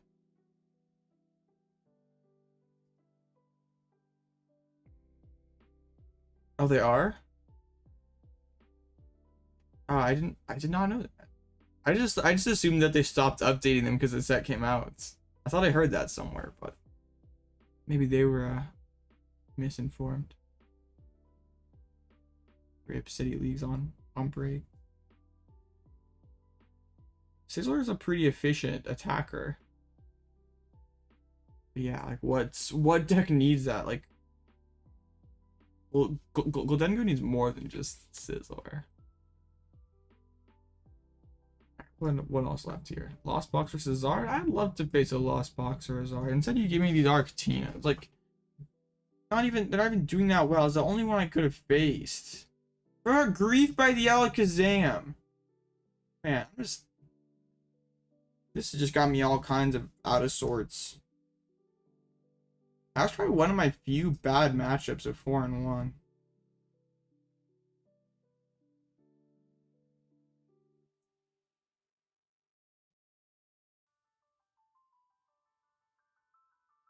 Oh, cool. Dead. We play X and Y era item cards. What X and Y era item cards would Goldengo play? Which one am I missing? I mean, it's like Professor's Letter, but Vic, we have Vessel. I feel like I'm missing something like really obvious. A thinner Pokemon roster is better than running with. So you're guessing a thinner Pokemon roster is better than running one with 1/1. Oh, I say generally like the attackers, yeah, aren't as good. Oh, that was black and white. Yeah, Execute would be funny there. Pokestop VS Seeker would go so crazy. And Pokestop VS Seeker would be nuts. Yo, is the Raging Bolt still? Oh, the Raging Bolt. Yo, dude's still playing Guardy? This guy's like played Guardy for forever. Okay. That's what Podo Guardy looks like. Yeah, like you look at Execute at like face value, and like this card does not look very good. But then yeah, it was just with all the other disgusting things that existed back then. Optimal Execute art. One special charge back. $60 still. Love me some gold eggs. Broken card. Best 30 HP Pokemon ever? Okay, I guess Klawf. I lied. Yeah, one of the greatest unevolved Pokemon. This card was expensive for just being some eggs.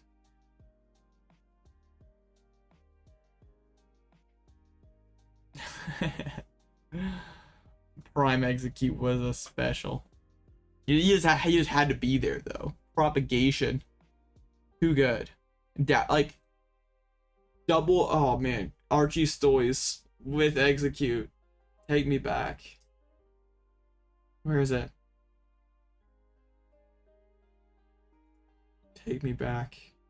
It's so not even this. This is like really new Archie Stoys. Like if we go way back in the time machine. Oh yeah. This is one of my, when I first started playing back in 2014, 2015, played this deck a lot. Beautiful. I don't know how many games on PGO ladder I played with this deck, but it was a lot. Yeah.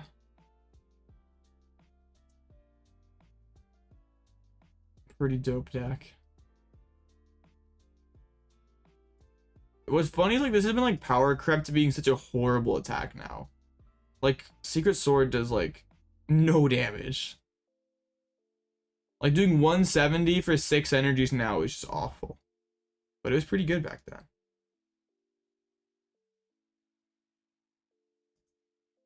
That whale was pretty hard for your little Joltix to knock out. This card was like busted in the Toad matchup because you put like Toad just couldn't kill it and he's like with just 2 hit. Pretty broken. Yeah, like really funny deck. One of my like eventually I should just like I should like make my top like 5 or I have to make a top 10 probably, but my top 10 favorite decks of all time. ADPZ was pretty nuts.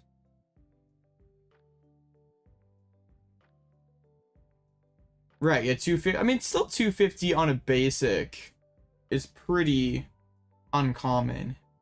But yeah, for the time that was ridiculous. Like when the average thing had 180. Yeah. Kids these days, they have their Ursaluna V and they don't understand.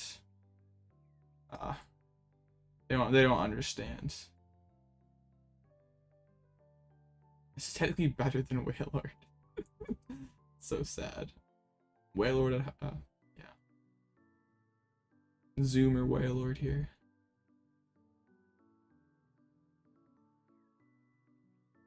Yeah, cause like the megas had like how much did like Mega Kangaskhan have?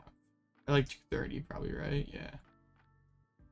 It's funny that this card was good. Like people played this card. This card 100 flip until you get tails. Like this seems so bad. Today this card would be horrible, but this thing got 3rd at Worlds. It's so hilarious to look at. But it's something that could tank a hit in 2 hit EXs, maybe 1 hit EXs if you got lucky. Pull the enemies off, max pot, do it again. It's pretty crazy. Power, like you never realize how insane power creep was until you just go back in the time machine. 300. That would be pretty funny if they do like super power crept Wailord. Cause even like back in the day, like the old EX from the EX, like the OG EX era, that thing was super big too. Fairy Energy? Yeah, I never heard of that card. What is Fairy type? Rip Great Tusk. I mean Tusk, I guess it's doing about average type. There is a 5-in-1 Great Tusk. Any sauce in here? A Clipper, double Eerie. I mean double Calamitous. Dude, Rainbow Road's goated. That's a base take, Minxies. You've by far redeemed yourself. Rainbow Road would be one of my top. It would be top 10. It could be top 5. That deck was special. Rainbow Road has pretty special place in my heart. Yeah, that deck would suck now. You missed the basics.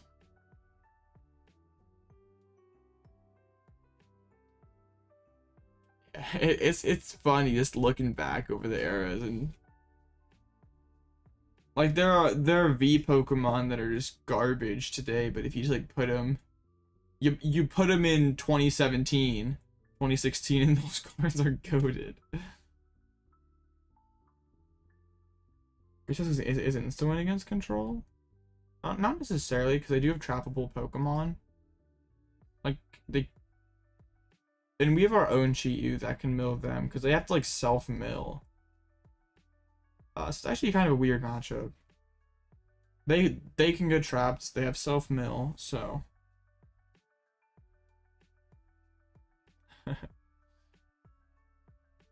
Imagine if they brought expanded back.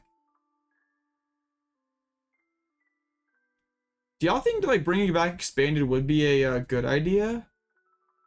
Or like is just standard good enough that we just don't need all that? We're gonna tie it 2-3. VGC? Bro took a wrong turn. Remaked old games. Yeah, they reprint old cards. They reprint like Haymaker. And that stuff sucks. Imagine like way power crept Haymaker. 1 energy like 150 or something. On a single prizer. You missed Chino Mill. That's like I was thinking about it today. And that was the last time like a mill / control deck was like debatably BDIF. How's Ancient Box sitting in this tourney? Not very good. There is one of them currently at 5-1. No one else better than 3-2.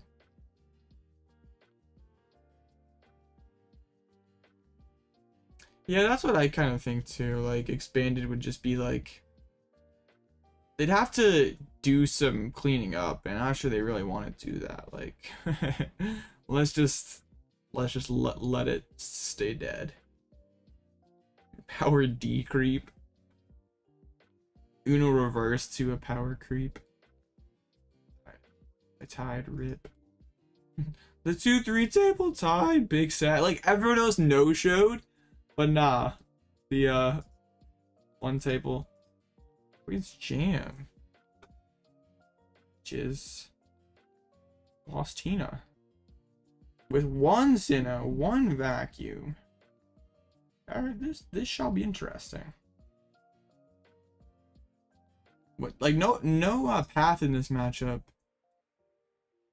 definitely makes a difference. Eri and Cape definitely pretty good. Yeah, a lot of the turbo cards I guess are X and Y and black and white. Yeah, I think already friends. Let's go.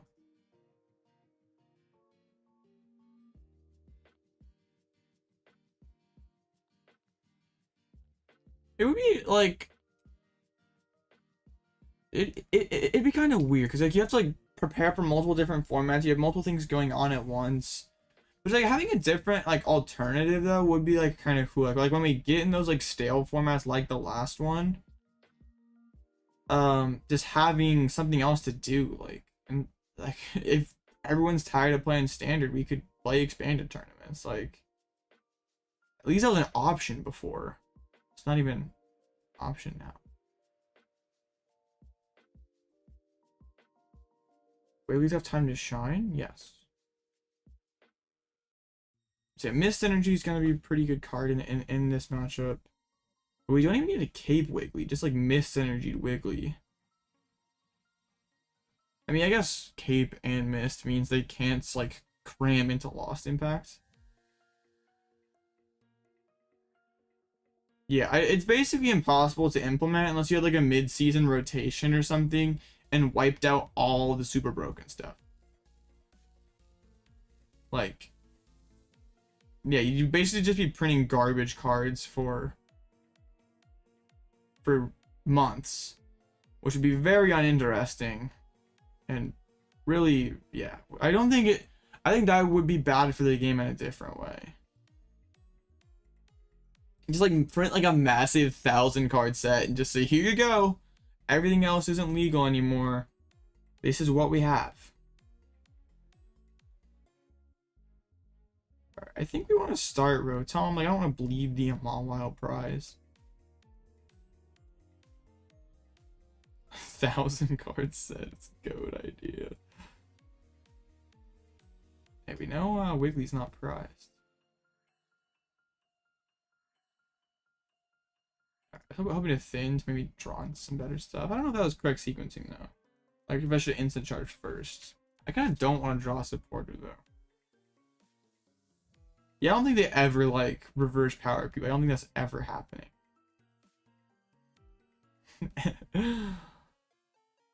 Bro, we're still talking about scalpers. This is 2024. Is that really still an issue? Like, I'm not super well connected with, like, collecting PTCG. But are we still worried about people, like, raiding targets and selling their ETBs they picked up for triple MSRP? Are we still doing that? Dude, the pandemic was a wild time. One Piece now, okay. Makes sense, actually. Oh, One Piece.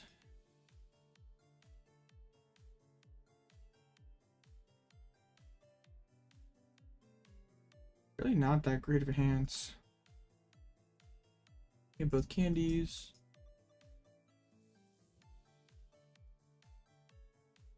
Have the mists. Alright.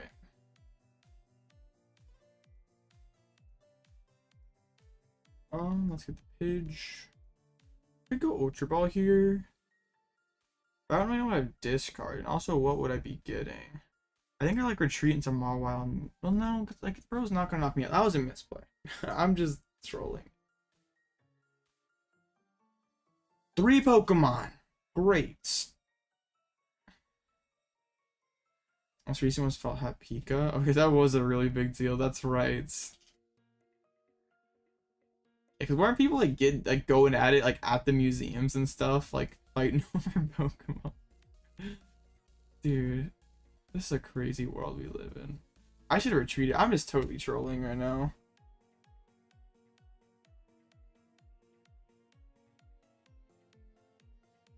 It wouldn't surprise me, XYZ. It wouldn't be the... Like, if that were to happen, it wouldn't be a total shocker.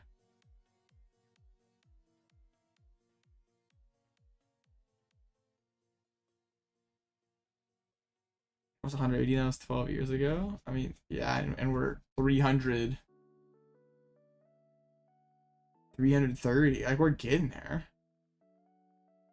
Like 2030 is 5 years away. I don't know if that short amount of time. You're up against Jam. Okay, just a Basics. Did not take 2 prizes. That's awesome. Did lost on a team. I would just like to set up and start doing cool things. Oh, we didn't have a Psychic Energy. I must have all of them in hand. Nest Ball doesn't really help. I was to get like Jiggly down, but I'm actually gonna get like absolutely farmed by a Sableye. I'm gonna get literally farmed by a Sableye.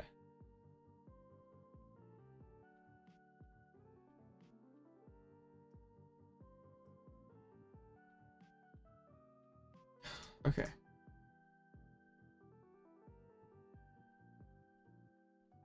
This sucks. I should have grabbed Charm instead, but I like can't just let Sableye knock everything out. Oh yeah, I don't want to get boss KO'd. Bruh, this is so scuffed. And also I just can't draw Arven. I've had like such a hard time drawing good cards with Rotom today. It's kind of frustrating because like I didn't have those issues last format. It's like really just been today, and like it's like I'm playing less candies, or I'm playing more outs to Arven actually. How does that work? We're playing more outs to Arven and drawing it less often. It is Shred. Okay. So like if I could use Fang Snipe this turn, that would be super good. I mean, I guess I technically can, right? But it's like it's not really that great because like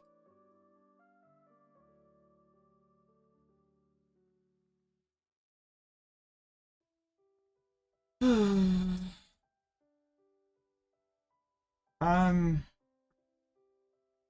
getting frustrated, chat. I don't like it when my decks don't work.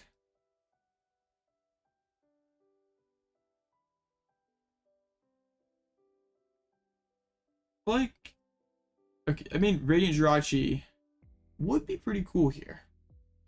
But, like, then my opponent probably tries to, instead of just shredding the active, go for Sableye, or just go for a different play.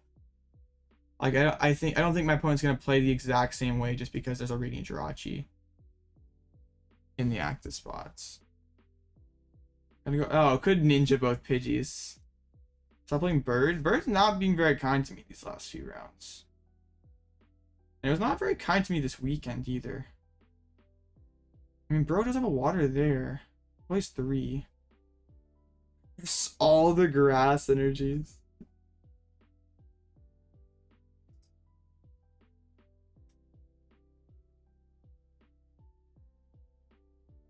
Yeah, that is literally all the grass energies.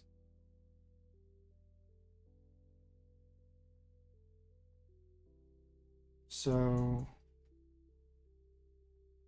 going for the ninja vacuum play, I guess. You approve this Tina? Oh, because it's got so much grass. I see, I see. I finally got Arven in gear, though. So we can kind of start gaming. It's just like the fabled turn 4 Pidgeot. It's so bad. Alright.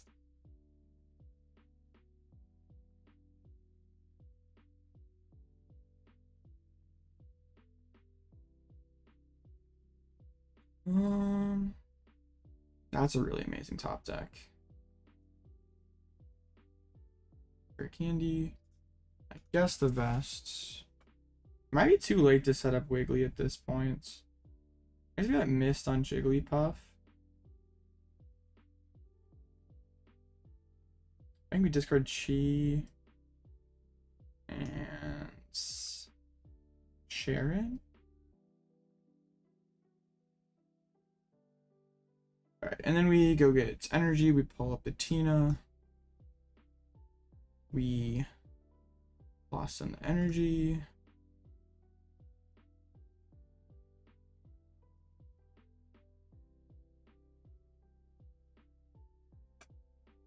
So I'm gonna go Arceus Drago. I believe the bird. And I don't care if they lost mine, right? I don't know. I'm just kind of throwing cards right now. I'm not even sure if this actually works, but we're going to do it anyway. Yeah, so one Psychic in the discard, one in the lost zone. So like I felt fine benching the I felt fine benching the Jigglypuff. Since, like, if they Psychic, then they, what's it called? If they Psychic Energy, we just lost on it. Even if they take 2 prizes, and they kind of really can't Tina again. So now I want to Iono to 2, like, I think it's kind of broken that it can, like, pull the non-grass energies. Or at least just right here, it's pretty good. I guess that this would be a situation where Snorlax would be pretty good.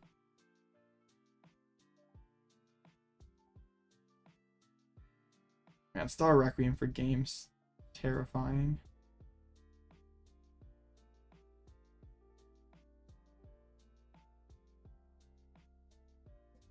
The Wigglytuff that I'm playing is actually 450 HP. I can. Not in this game though, because Cape got attached. Prism Edge. Alright. Like, this is fine.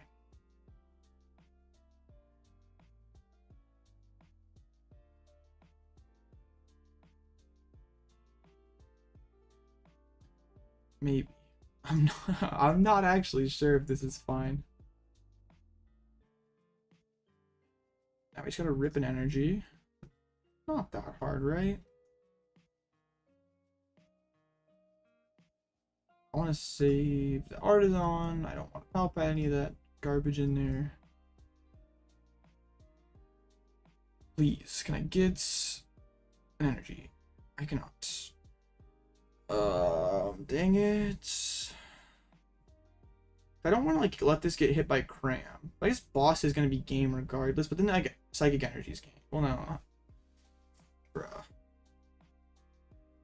Like I don't want to retreat into Rotom either. It feels like the best option that I have, and it sucks. 3 dead cards, rip. Feel bird control. We like Pal more. Pal's pretty fun. These last couple games have just been so disgusting for us. And just a Moonlight Shuriken.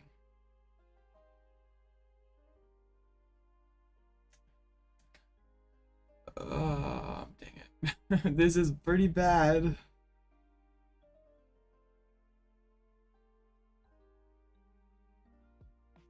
I mean, that's a start. That is the start.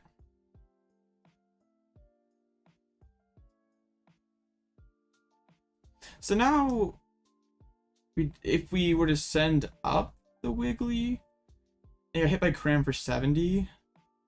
They couldn't go 70, 140. Which I guess is pretty good. I like all their jets anyway. I mean, we lose to a boss's orders anyway, so I don't boss Requiem anyway, so I don't really care. I was hoping to find Pal Pad. Oh, I should have shuffled. No, I have shuffled the deck with that quick search. I was like, we gotta shuffle the deck because we had those in hand. Also going with 6th time in the regional. That stinks.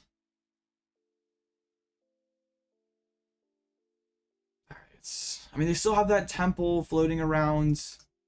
Still have a single psychic energy. Just a pass. I'd really like to Iono here. I mean, Eri's not bad. Eri's pretty good. Yo, Rod Boss was game. Okay.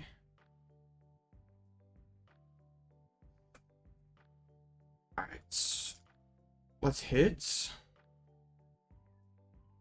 I mean, now Temple Rod Bosses is game.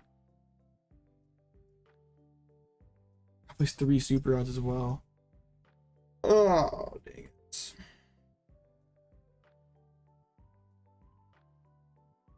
I mean, sure, just improve top deck odds.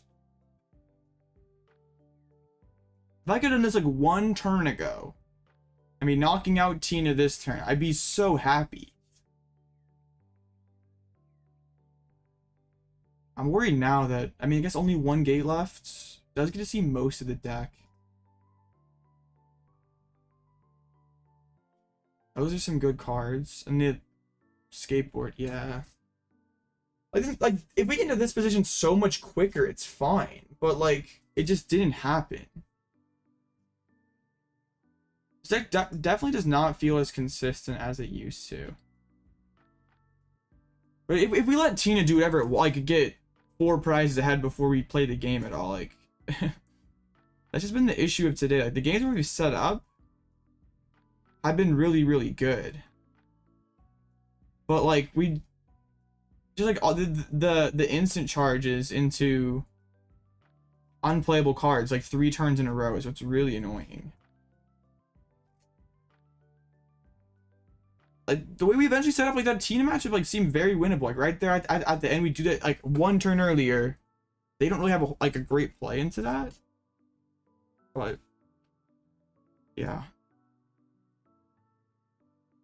Frustrating.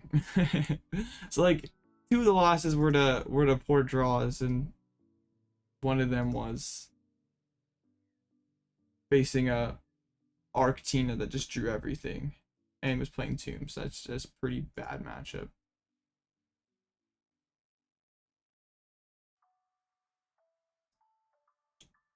I can kind of get that.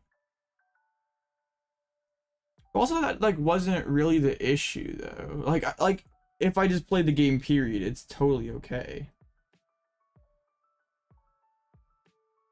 Like yeah, I'm not putting in lax over a consistency card. We're going to my previous version. Well, guess what? Stormy Mountain's gone, so I can't really do that. But yeah. Just bird in general is less consistent because Mountain's gone. But like, I wasn't seeing the Pokégears and they weren't hitting turn 1 anyway, so it's fine. Like the matchups that we hit today weren't even really that bad. It was just absolute garbage draws a couple times, and I'm probably never beating this anyway, so, or not consistently with Spiritomb. But that's okay. Like the deck works, which is kind of what I wanted to see tonight. Like those first 3 rounds, like we beat Lugia, we beat Arctina. It does cool stuff. It's just getting it exactly how we like it's gonna be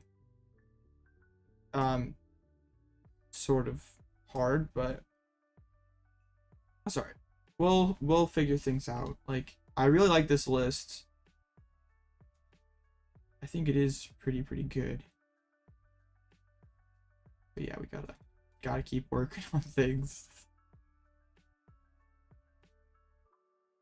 Did yeah, never mind. Like, I'm not sure if what's better, Bouffalant or Razzard. Like, both of them are pretty good. We still have things to figure out. But yeah, that's gonna do it for me tonight. I might be back tomorrow. Definitely back for late nights on Wednesday. I know there's a tournament tomorrow night, but I'm not sure I'm gonna do it. I'm gonna try to get. Yeah, I'm just gonna keep playing Control on stream because I really enjoyed this deck. The stream went pretty well. Like, got a lot of people in here. Just gotta keep working on the list, and yeah, I appreciate all. Have a great night. Join the Discord link below. I'll see y'all tomorrow, maybe Wednesday for sure.